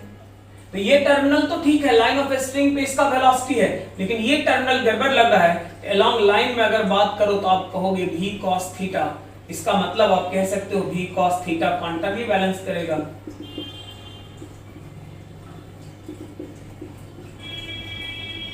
सभी क्वेश्चन बैंक में ये सवाल मिलेगा और बहुत लंबा चौड़ा सॉल्व किया हुआ रहता है कि वहां से परपेंडिकुलर डाले, क्या किए नहीं किए, बहुत सारा कुछ। यार कुछ नहीं किए, सीधा concept along line of spring, दोनों टर्मिनल का वेलोसिटी सेम, पुटिंग हिटिंग कर दो, आंसर आ जाएगा। कोई दिक्कत है तो बोल लो। ऐसे ही है, अगला और सवाल ही देख लो इसमें।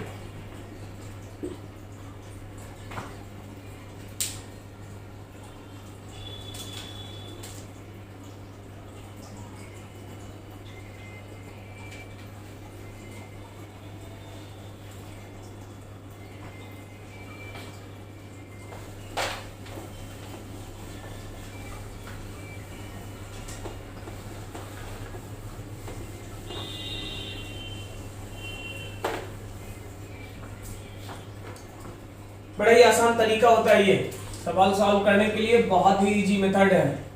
अब देखो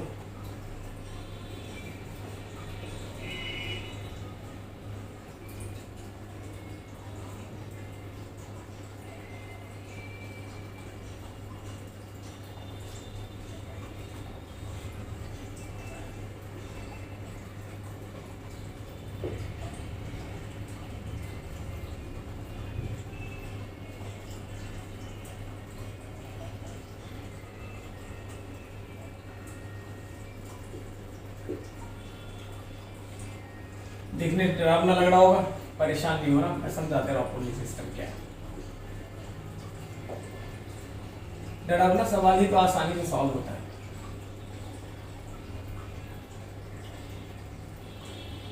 इसको कर लो 60 डिग्री में बोल रहा हूं।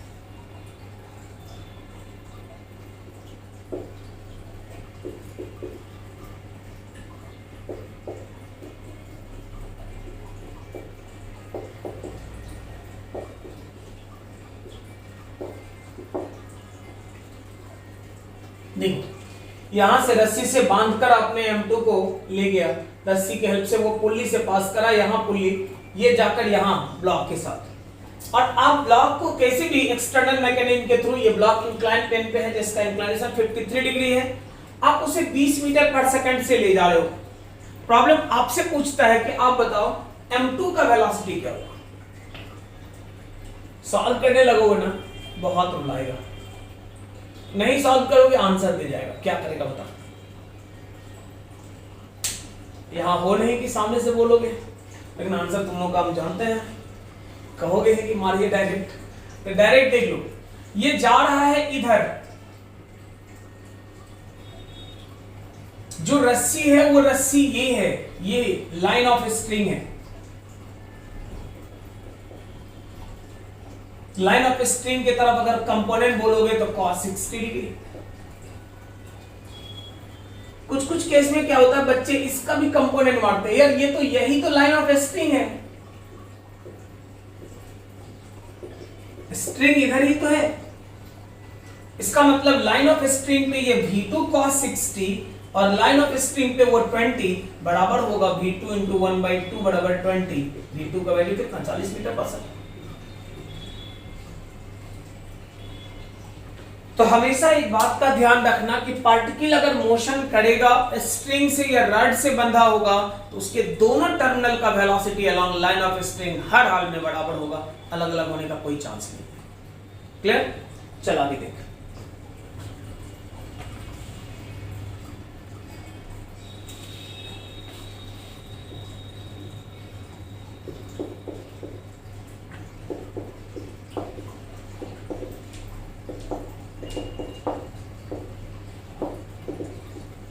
Linear and angular velocity,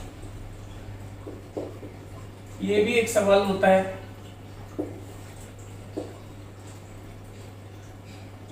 diagram का तो फंडा जानता ही है, बहुत अच्छे से मैं ड्रॉ करता हूं, क्या है बताना,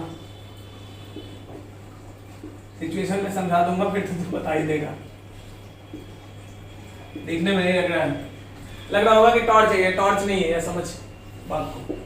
ये डी है बाबू, डी का वैल्यू दे रखा 10 मीटर के डिस्टेंस पे और ये मूव कर रहा है 20 मीटर पर सेकंड।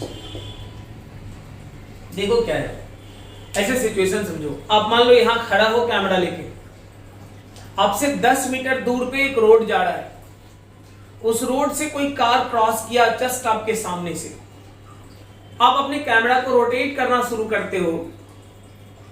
प्रॉब्लम कहता है किस एंगुलर वेलोसिटी से रोटेट करोगे कि वो कार हमेशा आपके कैमरा के लेंस के फोकस पे हो, मतलब कार आपके लिए विजिबल हो। जैसे सोच, कार निकल गया, हम कैमरा इधर लगाए हुए हैं, क्या दिखाई देगा? कार निकल गया, कैमरा तो इधर घुमा रहा है, क्या दिखाई देगा यार? कार इधर जा रहा है तो तुम भी इधर घूमोगे। यही सिचुएशन है, कार इधर जा रहा है, कैमरा तो घुमा रहा है। तो एंगुलर वेलोसिटी पूछ रहा है कि रोटेट करने का कितना होना चाहिए कि कार विजिबल हो। सिचुएशन तो समझ गया, मतलब फाइंड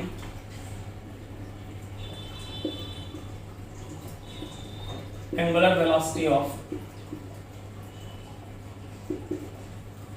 कैमरा। अब देखो इस सिचुएशन में क्या है कि वेरिएबल कौन कौन है ये ध्यान देना, क्योंकि यहां रड है नहीं कि रड का लाइन है, एक रड से तो ये कैमरा और कार कनेक्टेड नहीं है। तो यहां ध्यान देने का बात बस इतना सा है कि वेरिएबल कौन कौन है। एक वेरिएबल है थीटा, जैसे जैसे घूमेगा थीटा बदलेगा। दूसरा ये उसका जो पोजीशन है एक्स, ये बदल रहा है, लेकिन ये सेपरेशन जो डी है ये हमेशा क्या है, कांस्टेंट है। डी आपका कांस्टेंट है, एक्स वेरिएबल है और थीटा वेरिएबल है। लगा लो tan theta, tan theta equals कितना, तो आप कहोगे एक्स का वैल्यू कहोगे d tan थीटा, आप कहोगे dx by dt, d sec square theta d theta by dt। याद करो कब कह रहा है, थीटा भी लिख लो,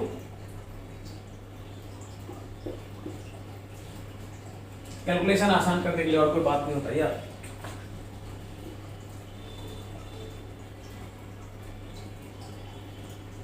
डिग्री करो, जो बन करे करो, कोई दिक्कत नहीं। आपको ये वेलोसिटी प्रॉब्लम ने दिया है कि ये 20, ये दिया हुआ है 10, आप कहेंगे sec square 37 degree into angular velocity, वो तो गया, निकल गया। तो इस टाइप के सिचुएशन में क्या करोगे, निकल जाएगा जी, कोई कंफ्यूजन का बात है तो बोल, अरे सही है। आप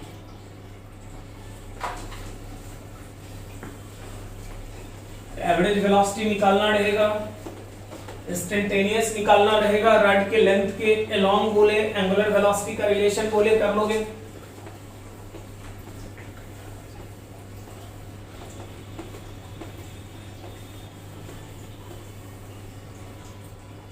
अगला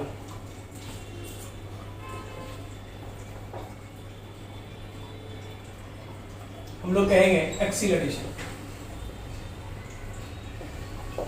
dv बाई dt, इसी को कहते हैं dv बाई dx। ये वाला यूज करना कब, वेलोसिटी फंक्शन हो टाइम का, ये वाला यूज करना है। x का फंक्शन हो dv बाई dx, टाइम का फंक्शन हो dv बाई dt। देख लो, यहां भी कहोगे तो कुछ चिंता करने का बात है नहीं, सीधा सीधा एक्सीलरेशन के लिए कर सकते हो।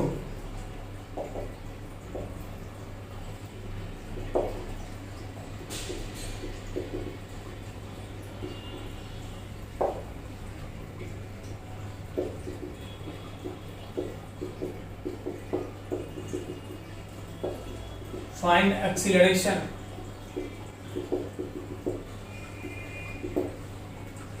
एक सेकंड पे कितना होगा एक्सीलरेशन कैलकुलेट करो। एक सेकंड पे एक्सीलरेशन निकालने के लिए dv बाई dt यही एक्सीलरेशन है। t बराबर 1 पे बात कर, एक्सीलरेशन 6 गुना 1 प्लस 6 12 मीटर पर सेकंड हो गया, 12 मीटर पर सेकंड स्क्वायर के बराबर। ये सिंपल सा सवाल रहेगा, एक्सीलरेशन कैलकुलेट करना रहेगा, कर लोगे। अगर प्रॉब्लम ने कहा देख लो, velocity of particle in motion,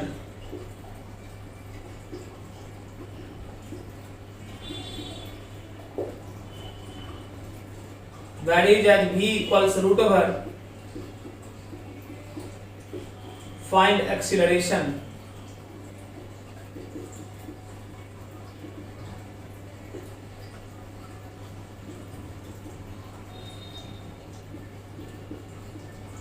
जब तक 4 मीटर कवर करा तब तक मैं कह रहा है एक्सीलरेशन कितना होगा।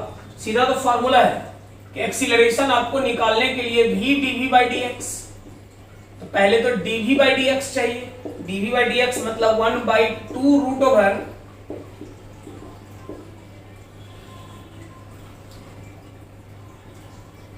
कितना, 1/2 रूट, इसके डिफरेंशिएशन से मतलब 3। आप कहोगे dv बाई dx का फॉर्मूला हो गया 3/2 इंटू 1/√3 इंटू x प्लस 2। आप कहोगे एक्सीलरेशन कितना, देख लो, एक्सीलरेशन हो गया v dv बाई dx मतलब root over 3 into x plus 2 into 3/2 root over 3 into x plus 2, cancel.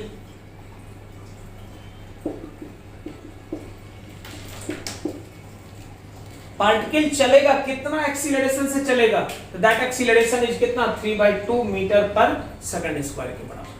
कहीं कोई कंफ्यूजन है बोलो? तो हम लोग कहेंगे कि पार्टिकल अगर चलेगा इस तरह से, कितना एक्सीलरेशन से, कितना वेलोसिटी से, यहां तक तो सही है। इसके आगे देखो,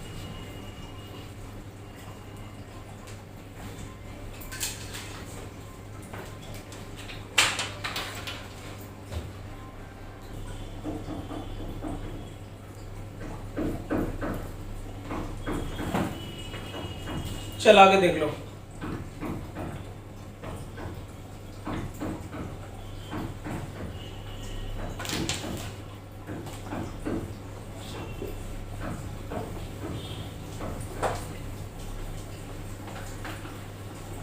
निगेटिव एक्सीलरेशन को रिटार्डेशन बोलते हैं, अच्छे से आप जानते हो ये बात।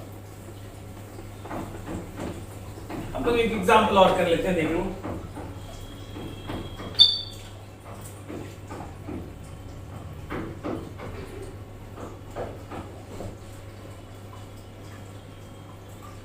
A particle moving with velocity u meter per second. A retardation A equals alpha v applied on particle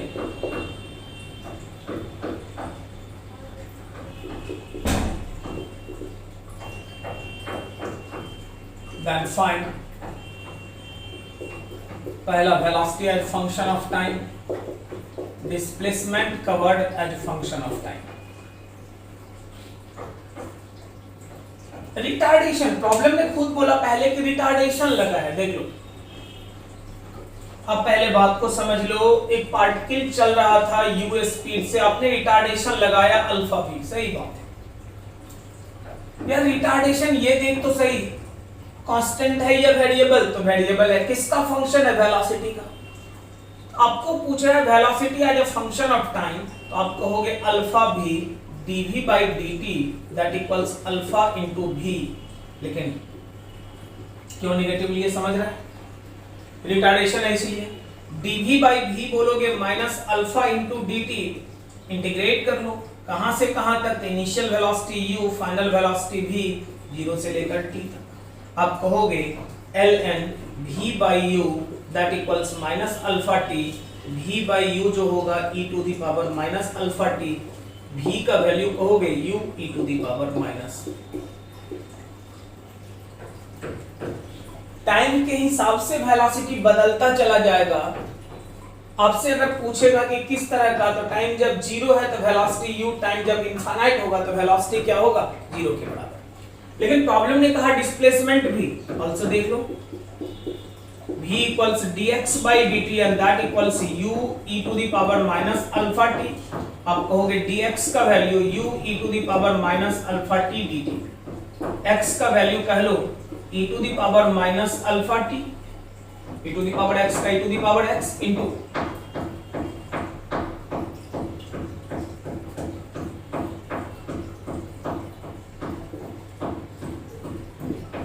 कहां से कहां तक? e to the power x का e to the power x, power के डिफरेंशिएशन से डिवाइड, डिफरेंशिएशन पावर का कहां से? तो 0 से लेकर t तक। आप देख लो x को आप कह सकते हो कि u by alpha, minus sign है इसलिए लोअर लिमिट पहले रख दो, आप कहोगे कि u by alpha 1 minus e to the power minus. अगर कभी, हालांकि सवाल ने पूछा नहीं, इफ t इक्वल्स इनफाइनाइट हो जाए तो आप कहेंगे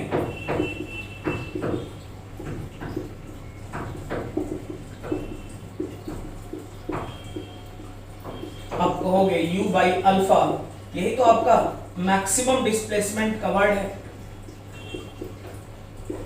आईटी का ये पूछा हुआ सवाल है जिसमें जेई ने पूछा था, कहा था कि कोई शिप चल रहा है वाटर में, अचानक से शिप का इंजन शट डाउन किया, as a result of that water ने रेजिस्टेंस एक्सीलरेशन लगा दिया, और वो ये रेजिस्टेंस एक्सीलरेशन लगाया हुआ retardation that directly proportional to velocity of boat के, मतलब शिप के वेलोसिटी का डायरेक्टली प्रोपोर्शनल था। तो प्रॉब्लम कह रहा था कि वो शिप कितना दूर मैक्सिमम जा सकता है, रुकने के पहले ये कैलकुलेट करो, डिस्टेंस का वर्ड यही तो है।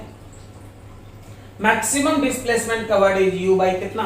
अल्फा, इससे ज्यादा दूर जाएगा ये पॉसिबल नहीं है। तो मेरे कहने का मतलब बड़ा साफ है, कुछ भी रहे सवाल बड़े आराम से आप डिफरेंशिएट इंटीग्रेट करना है, आप इंटीग्रेट करके सवाल सॉल्व कर लोगे, कोई दिक्कत है? मतलब एक्सीलरेशन से वेलोसिटी चाहिए तो इंटीग्रेट, वेलोसिटी से एक्सीलरेशन डिफरेंशिएट। मैं समरी लिख देता हूं, करना क्या देखो।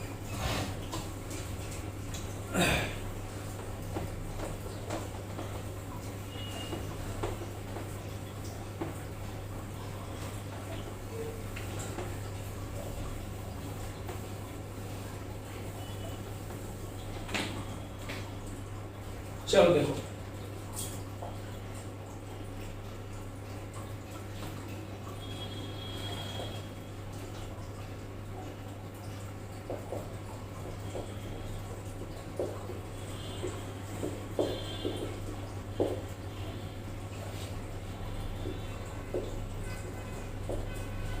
ये डिफरेंशिएट करना है,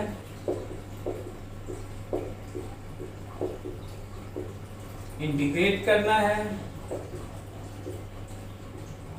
डिस्प्लेसमेंट से वेलोसिटी, वेलोसिटी से एक्सीलरेशन, तो डिस्प्लेसमेंट से वेलोसिटी के लिए डिफरेंशिएट, वेलोसिटी से एक्सीलरेशन के लिए डिफरेंशिएट, एक्सीलरेशन से वेलोसिटी इंटीग्रेट, वेलोसिटी से डिस्प्लेसमेंट इंटीग्रेट करना है। कोई दिक्कत है? डिस्प्लेसमेंट दिया है, वेलोसिटी चाहिए तो डिफरेंशिएट करो, वेलोसिटी दिया एक्सीलरेशन चाहिए तो डिफरेंशिएट करोगे। अगर डिस्प्लेसमेंट दिया एक्सीलरेशन चाहिए तो एक बार डिफरेंशिएट वेलोसिटी, एक बार और कर दे एक्सीलरेशन। एक्सीलरेशन दिया, डिस्प्लेसमेंट चाहिए, एक बार इंटीग्रेट करोगे वेलोसिटी, एक बार और कर दो डिस्प्लेसमेंट निकल जाएगा, कोई दिक्कत है। पावर का रूल समझ लो एक, अगर मान लो t to the power n है,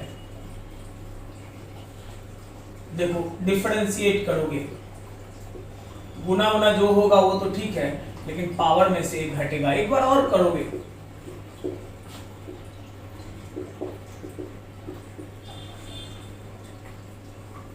डिफरेंशिएट करने पे पावर एक घटता चला जाएगा, लेकिन अगर इंटीग्रेट करोगे, देख लो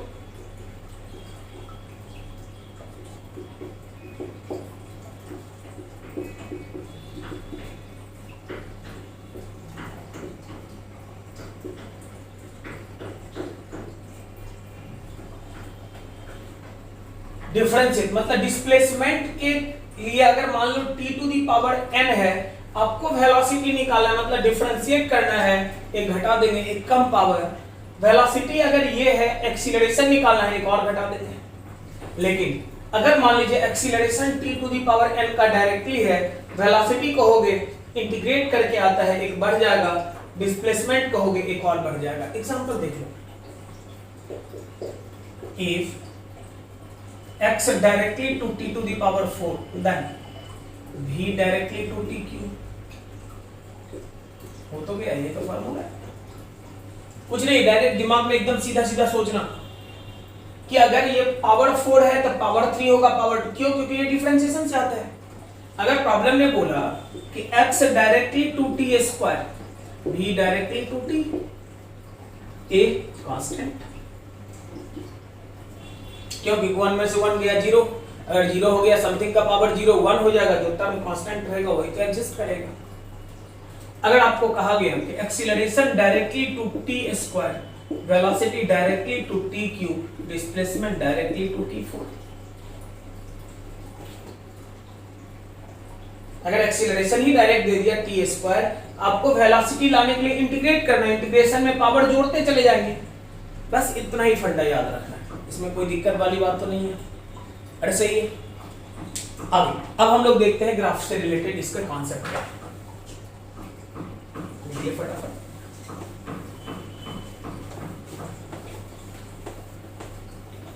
खूब मन लगा के पढ़, आराम से, अच्छा होगा भाई। सब पढ़ा हुआ है, ये सब कहानी बस ऐसे नहीं एक बार बोल दे रहे हैं, घर पे तुलो भी बैठा हुआ है, मैं यह काम कर रहा हूँ, कुछ तो फिर कुछ वीडियोस तुम्हारे लिए कि एक बार फिर से रिवीजन हो जाए, और कुछ ऐसा नहीं है कि कुछ नया पढ़ा रहे हैं, बहुत चमत्कार होने वाला, कुछ नहीं, जो चीज पढ़ाया हुआ है वही पढ़ा रहे हैं फिर से। इनफैक्ट पहले बहुत डिटेल पढ़ाया हुआ है यार, अब तो कंसाइज एकदम फटाफट में तुरंत क्या क्या हो सकता है वो काम करते जा रहे हैं, इसलिए खूब मन लगा के। लेकिन एक बात है कि अगर इसको भी करते जाओगे तो इस चैप्टर से रिलेटेड जो क्वेश्चंस आएंगे गारंटी के साथ एक भी नहीं छूटेगा, क्योंकि जो प्रोबेबल, जैसा मैंने पहले बोला था, रिवीजन सीरीज में उतने ही कॉन्सेप्ट को बता रहे हैं जिसके क्वेश्चंस आने के चांसेस हैं, जिसके क्वेश्चन आने के चांसेस नहीं है इस ईयर उस पर हम लोग बहस भी नहीं कर रहे हैं, तो थोड़ा ध्यान रखना। देखो ग्राफ से रिलेटेड कॉन्सेप्ट, सबसे पहली बात कि आपने कहा कि velocity equals dx by dt, यहां से दो कंक्लूजन पे मैं आ रहा हूं, dx by dt ये तो है ही, और dx बराबर v into dt, मतलब पहला फंडा याद रखना कि slope of graph between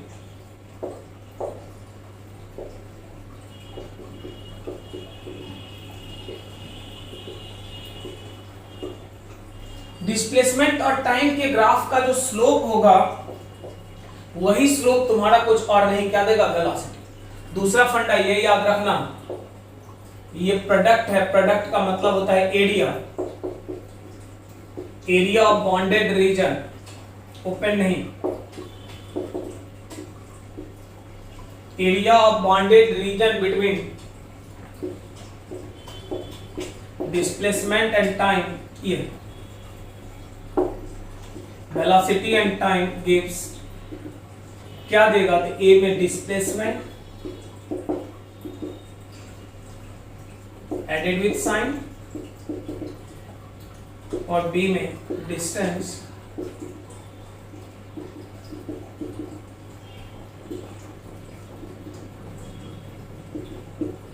slope जो होगा डिस्प्लेसमेंट टाइम का वो वेलोसिटी है, और वेलोसिटी टाइम का जो एरिया है वो डिस्प्लेसमेंट है। अगर साइन के साथ जोड़ोगे तो साइन को नेग्लेक्ट करोगे वो डिस्टेंस है। करेक्ट है? चल देख ले आगे।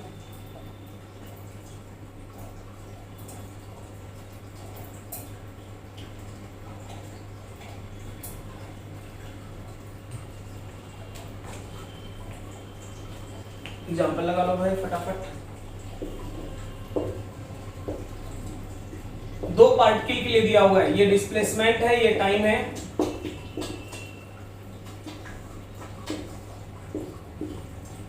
एक का एंगल दिया हुआ है 53 डिग्री, एक का दिया हुआ है 37 डिग्री। ए है, बी है। Find B A by B B. दो पार्टिकल ए और बी मोशन करता है, जिसका डिस्प्लेसमेंट कवर टाइम के साथ वैरी करता है, दिखाया गया है डायग्राम में। प्रॉब्लम पूछता है वेलोसिटी का रेशियो क्या होगा। कुछ नहीं करना है यार, V A by V B, slope ही तो देखना है। वी ए मतलब क्या? वी ए मतलब कह सकते हो 1053 डिग्री, वी बी मतलब कितना? 1037 डिग्री। तो 1053 डिवाइडेड बाई 1037, 3 से 3 काटेगा नहीं ना? चल ठीक, देख कितना बोलेगा? 4/3, 3/4। अब पलटा मारो। दोनों का वेलोसिटी कितना है ये तो मुझे नहीं पता, लेकिन वेलोसिटी 16:9 के रेशियो में है, ये मुझे पक्का पता है। सही है? आगे देख लो।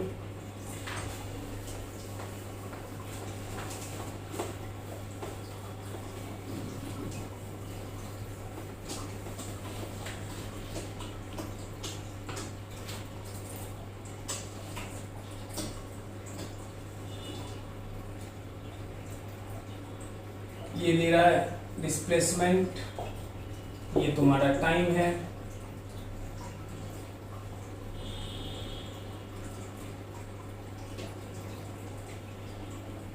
ये है 5, 10, 15, ये दिया हुआ है 50। प्रॉब्लम कहता है find velocity at t equals 1, 2, 7 और 13 सेकेंड। 1 सेकंड पे, 2 सेकंड पे, 7 सेकंड पे और 13 सेकंड पे।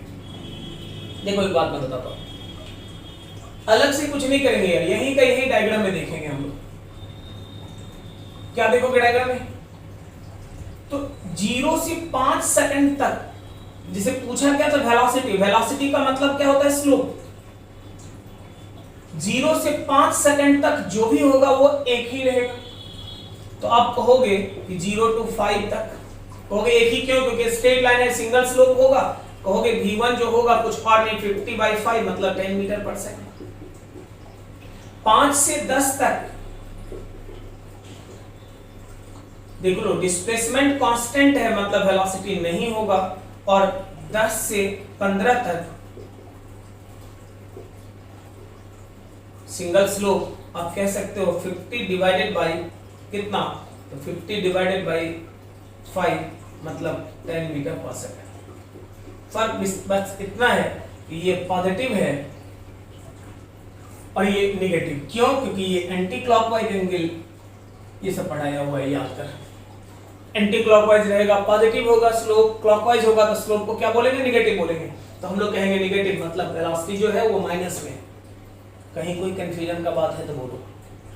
ऐसे ही तुम कहोगे 1, 2, 7 पे नहीं बताया यार, 0 से 5 मतलब 1, 2 पे ये हो गया, 7 पे तो यहां से यहां के बीच में लाई कर गया, 13 पे इसके बीच लाई कर गया, आंसर आ गया। करेक्ट? अगला देख लो example.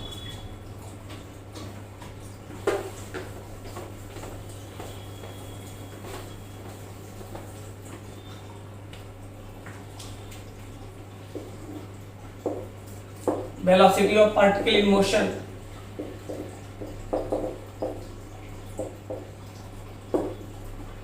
varies as shown in figure.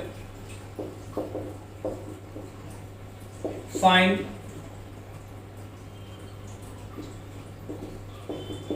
distance and displacement covered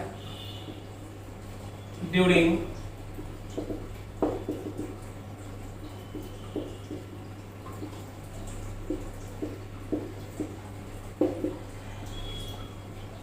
एक बड़ा ही कंफ्यूजन वाला सवाल होता है, इसलिए मैं ये दे रहा हूं, यहीं से शुरू कर रहा हूं।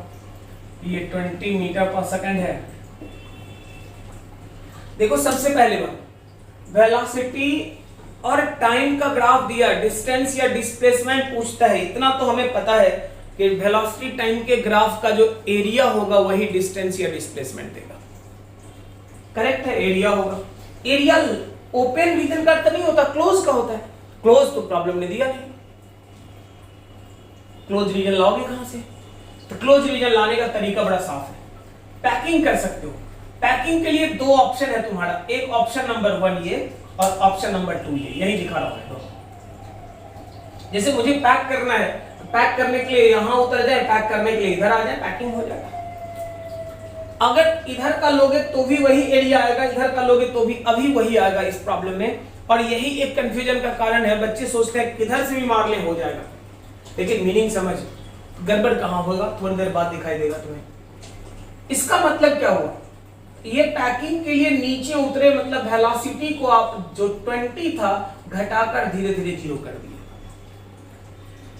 तुम बाइक चला रहे हो 20 मीटर पर सेकंड से, अचानक आपने ब्रेक लगाया, डिस्क ब्रेक सिस्टम है या पावर ब्रेक है अगर 4 व्हीलर के केस में, तो वहीं का वहीं रुक गया, 20 था तुरंत 0 हो गया। पॉसिबल तो है ये आप वेलोसिटी को घटाकर 0 कर दिए। इसका मतलब हुआ ये पैकिंग का कि आप टाइम को घटाकर 0, क्योंकि ये टाइम के पैरेलल वापस आए, टाइम को घटाकर 0, क्या टाइम घट के 0 आएगा? ये पॉसिबल है। इसलिए हमेशा याद रखना ये पॉसिबल नहीं है। ग्राफ को अगर पैक करना हो, ओपन ग्राफ है, आपको पैकिंग करना है, तो आप हमेशा टाइम एक्सिस पे आकर पैकिंग करना, कभी वेलोसिटी पे जाकर पैकिंग नहीं करोगे। तो आप कहोगे इसका एरिया ले लो, 1/2 10 20 हो तो गया। कहोगे ये क्या है यार, जो बोल लो, डिस्टेंस बोलो, डिस्प्लेसमेंट बोलो, सब है ये, दोनों है ये। कोई दिक्कत बोल ले, आगे देख लो।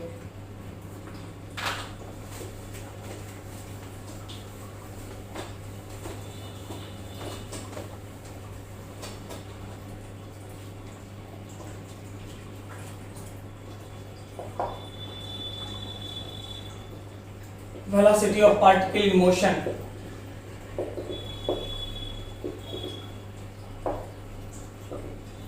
वेडिजस दिखाया गया, ध्यान देकर देख।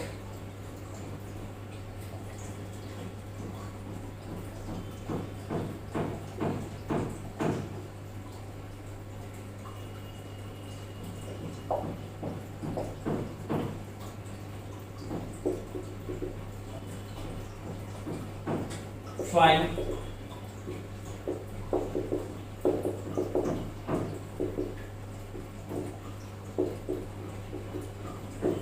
सेकंड में डिस्टेंस और डिस्प्लेसमेंट कितना होगा कैलकुलेट करो। अब जरा सोचो, इधर जाकर पैकिंग करने वाला जो फॉर्मूला था, अगर वो करता तो कितना गड़बड़ हो जाता।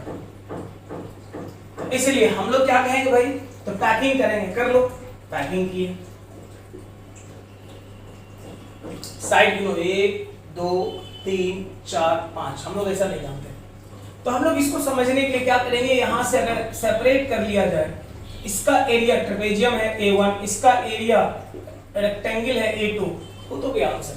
मतलब आप कह सकते हो 1/2 20 + 40 summation of parallel side, separation between side. आप क्या कहोगे, तो कह सकते हो कितना, तो 60 और 300। आप इसका एरिया बोलोगे कितना, तो 10 इंटू ये 10 हो गया, ये कितना, तो 40। इसका मतलब डिस्टेंस कितना होगा, डिस्प्लेसमेंट कितना होगा, कि नेगेटिव का कोई चांस नहीं है, 300 400 700। सही है। एक और देख ले,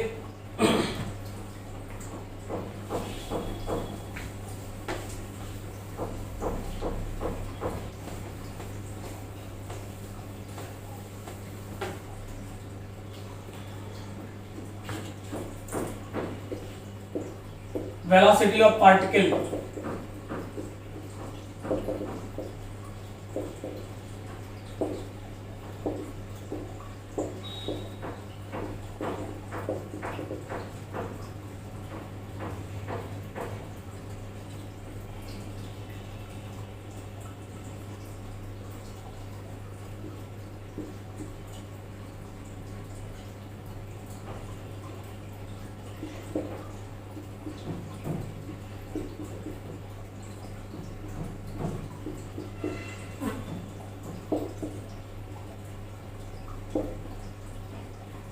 फाइंड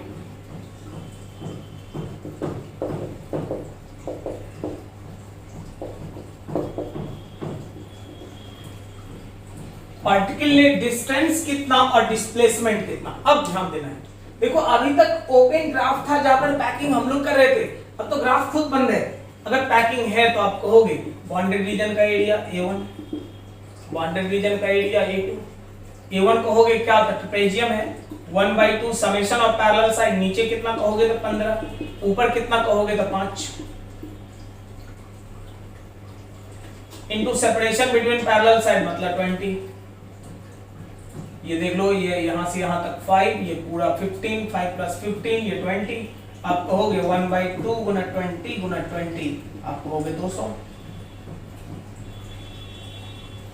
अगर इसके लिए एरिया लेते हो तो ट्रायंगल है 1/2 इंटू बेस, बेस मतलब 10 इंटू 20, आप कितना कहोगे तो 5 मतलब 100 के बराबर। फर्क देखो किस बात का होगा, ये नेगेटिव और ये क्या रहेगा। अगर मेरे से बोला जाए कि डिस्प्लेसमेंट कितना, तो मैं तो बोलूंगा कि 200 प्लस में और 100 माइनस में, आप कहोगे 100 प्लस के, और कहेगा डिस्टेंस कितना, तो कहोगे 200 माइनस के। स्केलर क्वांटिटी है, माइनस प्लस से कोई लेना देना नहीं, सिंपली जोड़ लेना बस आंसर होगा। तो आपको वेलोसिटी टाइम का ग्राफ दिया रहेगा, आपको कहेगा डिस्प्लेसमेंट निकालें, डिस्टेंस निकालें, कर लोगे। आगे देख लो,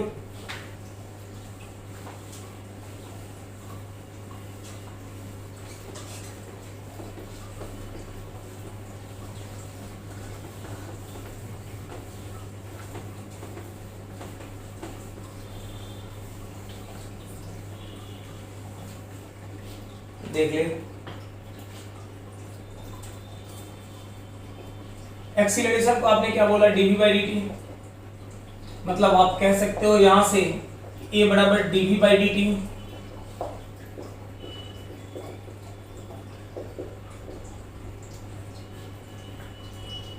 ये तो ठीक है, इसका मतलब हुआ कि slope of graph between velocity and time, इसका मतलब हुआ area of bounded region between acceleration and time, क्या, नॉट वेलोसिटी। ये बड़ा इंपॉर्टेंट बात है, ध्यान देना। वेलोसिटी नहीं है ये क्या है, change in velocity. Acceleration and time के बॉन्डेड रीजन का जो एरिया होगा वो कुछ और नहीं, चेंज इन वेलोसिटी आपको देगा। आप देख लो, प्रॉब्लम में आपसे बोला हुआ है वेलोसिटी ऑफ पार्टिकल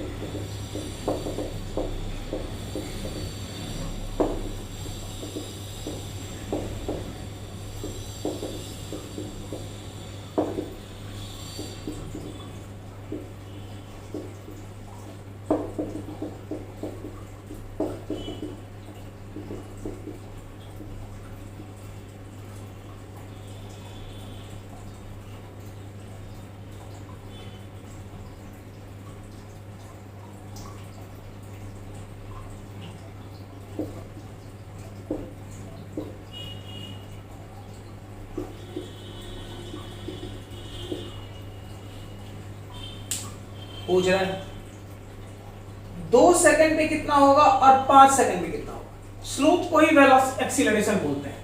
देखो 0 से लेकर 4 सेकंड तक, 0 से लेकर 4 सेकंड तक एक्सीलरेशन, एक्सीलरेशन मतलब 20/4 5 मीटर पर सेकंड स्क्वायर, स्लोप को ही बोलते हैं। 4 से लेकर 8 सेकंड तक एक्सीलरेशन, स्लोप ही नहीं है। कोई दिक्कत बोल लो।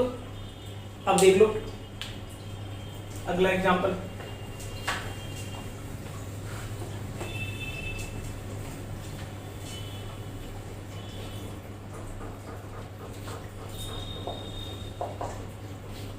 प्रॉब्लम क्या कहता है,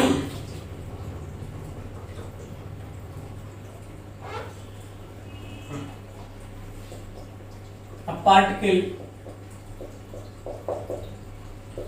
start motion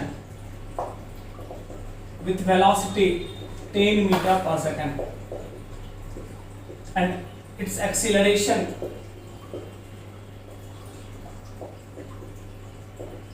varies as shown in figure. Then find velocity of particle at t equals 10 second. 10 second बाद पार्टिकल का वेलोसिटी कितना रहा होगा ये आप कैलकुलेट करके बताओ।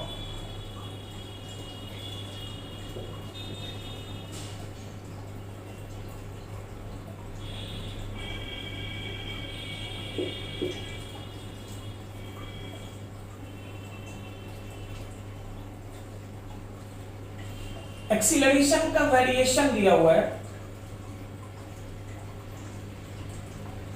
कह रहे 10 सेकेंड बाद वेलोसिटी बता। सही है, ये दिया हुआ है तुम्हारा 2, ये दिया हुआ है 4, ये दिया हुआ है 5, ये दिया हुआ है 10। देखो मैंने बताया कि एक्सीलरेशन टाइम के बॉन्डेड रीजन का जो एरिया होगा वही देगा चेंज इन वेलोसिटी। पहले रीजन बॉन्ड आउट तो करो, पैकिंग के लिए इधर आ गए, इसका एरिया कहोगे A1, ट्रेपेजियम है 1/2 समेशन ऑफ पैरेलल साइड 2 + 4,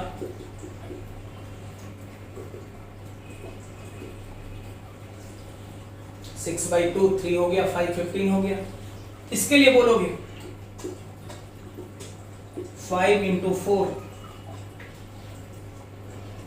20 के बराबर। इसका मतलब क्या हुआ? इसका मतलब आप अगर कहोगे तो एरिया आप कह सकते हो 15 + 20 दैट इक्वल्स कितना? अब देखो ये 35 जो है ये हमारा वेलोसिटी नहीं है, ये हमारा क्या है? ये है चेंज इन वेलोसिटी। बस यही बात ध्यान देना है, चेंज इन वेलोसिटी मतलब 35 equals v final minus v initial. आप अगर कहोगे 35 इक्वल्स v फाइनल इनिशियल 10 से, बस यही जगह है जहां बच्चे खूब गलती करते हैं। उन्हें लगता है हो तो गया, बस निकाल दिए एक्सीलरेशन टाइम का एरिया, वेलोसिटी हो गया। वेलोसिटी नहीं, चेंज इन वेलोसिटी। कभी कभी सवाल का आंसर करेक्ट भी आ जाता है, क्योंकि पार्टिकल रेस से अगर शुरू करें मोशन तो ऑलरेडी ये 0 होगा। आप अगर वही समझते हो चेंज इन वेलोसिटी और वेलोसिटी, कोई दिक्कत नहीं रहेगा, आंसर सेम हो जाएगा। लेकिन ये कभी कभी होता है, हमेशा नहीं। इसलिए ध्यान रखना, कॉन्सेप्ट ये कहता है कि एक्सीलरेशन एंड टाइम के बॉन्डेड रीजन का जो एरिया होगा वो कुछ और नहीं, क्या देगा? चेंज इन वेलोसिटी देगा। क्लियर? अब देखो एक चीज बस इस पे देखना है, उसके बाद कैनेमेटिकल इक्वेशन हम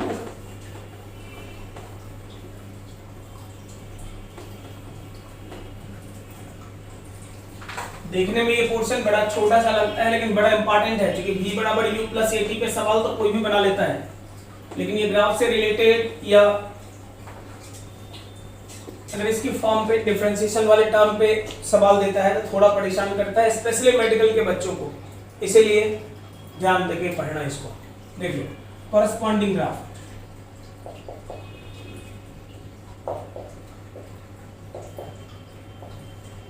वेलोसिटी के स्क्वायर वाला कॉन्सेप्ट मैंने एमटीआर में बताया हुआ है कि स्क्वायर ऑफ वेलोसिटी और डिस्प्लेसमेंट के बीच का ग्राफ जो होगा 2 टाइम्स ऑफ एक्सीलरेशन देगा, मैंने बताया हुआ है। चल देख ले, एमटीआर वाला देख लेना, एमटीआर 2 या 3 वाले में होगा। अब एमटीआर भी आएगा, देखते हैं एमटीआर को, तुम लोग कंटिन्यू करेगा उसको। कॉरेस्पॉन्डिंग ग्राफ देख लो। आप कह रहे हो ना कि अगर एक्सीलरेशन डायरेक्टली टू t है तो वेलोसिटी डायरेक्टली टू t² होगा और डिस्प्लेसमेंट डायरेक्टली टू t क्यों होगा? मतलब डायरेक्टली टू t मतलब स्ट्रेट लाइन है, तो ये पैराबोला होगा। अब इसका कोई नाम तो नहीं है, क्यूबिक फंक्शन है। सिमिलरली अगर डिस्प्लेसमेंट तुम्हारा डायरेक्टली प्रोपोर्शनल टू t² है तो वेलोसिटी डायरेक्टली टू t होगा, एक्सीलरेशन कांस्टेंट हो जाएगा। मतलब ये पैराबोलिक है तो ये स्ट्रेट लाइन होगा और ये तुम्हारा क्या था? कांस्टेंट होगा। अच्छा, ये बेसिक फंडा पकड़ना है बस। आप देखो velocity of particle in motion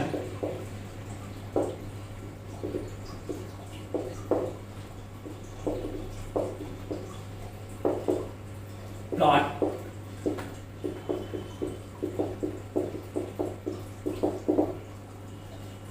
velocity दिखाया हुआ है, बस यही एक ग्राफ से क्लियर हो जाएगा कॉन्सेप्ट तुम्हारा क्या करना नहीं करना। देख लो वेलोसिटी और टाइम के बीच का ग्राफ दिया है, ये 5 दिया, ये 10 दिया, ये 20 दिया, ये 20 दिया, 30 दिया, कुछ भी कर ले, कोई दिक्कत नहीं। मैं तो सवाल सॉल्व करने के लिए ए से बी, बी से सी और सी से डी का बात करूंगा। फॉर ए बी के लिए देख लो, ध्यान देकर देखना। ए से बी में स्ट्रेट लाइन है, v directly proportional to t है। यहां से दो रिजल्ट आता है, x directly to t square और a बराबर कांस्टेंट।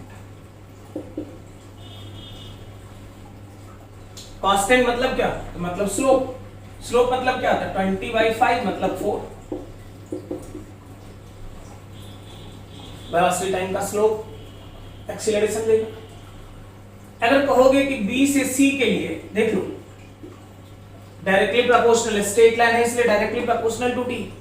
अगर b से c के लिए तो वेलोसिटी तुम्हारा कांस्टेंट है, मतलब x डायरेक्टली टू t और एक्सीलरेशन बराबर 0।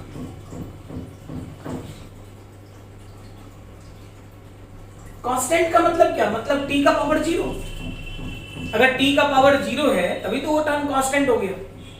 तो हम लोग कह रहे हैं t का पावर 0 है तो x के लिए तो 0 में 1 जोड़ेंगे 1 हो जाएगा। एक्सीलरेशन के लिए अब कांस्टेंट है, डिफरेंशिएट करेंगे 0 हो जाएगा। c से d के लिए velocity directly proportional to t। Negative sign है वो उसका अपना प्रॉब्लम है कि जहां है वहां से नीचे आएगा, रहेगा पॉजिटिव, लेकिन नेगेटिव साइन मतलब कंटिन्यूअसली घटता हुआ रहेगा। जो भी घटेगा बढ़ेगा वो तो देख के क्लियर है। हम लोग कहेंगे रिलेशन सीधा सीधा डायरेक्टली प्रोपोर्शनल का, इसका मतलब डिस्प्लेसमेंट जो होगा directly proportional to t square और एक्सीलरेशन जो होगा कांस्टेंट के बराबर। लेकिन देख लो ऊपर से नीचे आया और ये 10 से 20 10 के बराबर।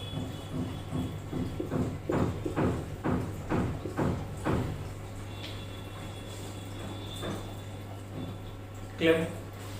प्लॉट करना स्टार्ट कर, कोई दिक्कत वाली बात नहीं, फटाफट प्लॉट करते हैं हम लोग।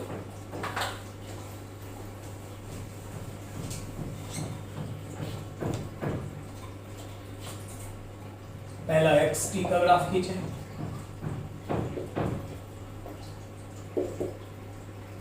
पैराबोलिकली इंक्रीज करेगा डिस्प्लेसमेंट का पार्ट। अब देखो डिस्प्लेसमेंट का भार बढ़ रहा है, डिस्प्लेसमेंट का भार के बढ़ने का जो रेट है, rate of change of displacement, वो तुम्हारा पॉजिटिव है वेलोसिटी। और किस तरह का है? तो इंक्रीजिंग है। वेलोसिटी कैसा है? तो इंक्रीजिंग है। याद करो स्लोप इंक्रीजिंग मतलब है डिस्प्लेसमेंट टाइम का सीधा दिमाग में रखना है, कुछ नहीं। पैराबोलिक है ये समझ में आ गया। स्लोप कैसा लेना है? तो इंक्रीजिंग लेना है। क्यों? क्योंकि वेलोसिटी बढ़ता हुआ है, हमारा पॉजिटिव है, बढ़ता हुआ है, इंक्रीजिंग स्लोप का ग्राफ। बी से सी तक चलो, वेलोसिटी हमारा कांस्टेंट है, मतलब डिस्प्लेसमेंट डायरेक्टली। एक बार जहां तक चले गए लौटने का कोई चांस नहीं, वहां से आगे आप कंटिन्यू करेंगे। जब आप सी से डी तक जा रहे हैं वेलोसिटी घट रहा है, ध्यान देना तीन चीज को, घट रहा है लेकिन है पॉजिटिव। वेलोसिटी घट रहा है लेकिन है पॉजिटिव, इसका मतलब डिस्प्लेसमेंट बढ़ेगा लेकिन बढ़ने का जो रेट होगा वो रेट इंक्रीजिंग नहीं। अब मैंने पढ़ाया हुआ increasing slope, constant slope, decreasing slope, याद करो। अरे याद है तो क्लियर है कि कॉरेस्पॉन्डिंग ग्राफ अगर प्लॉट करना है तो हो गया। आप अगर कहते हो कि नहीं एक्सीलरेशन टाइम देखना है, बिल्कुल देख लो।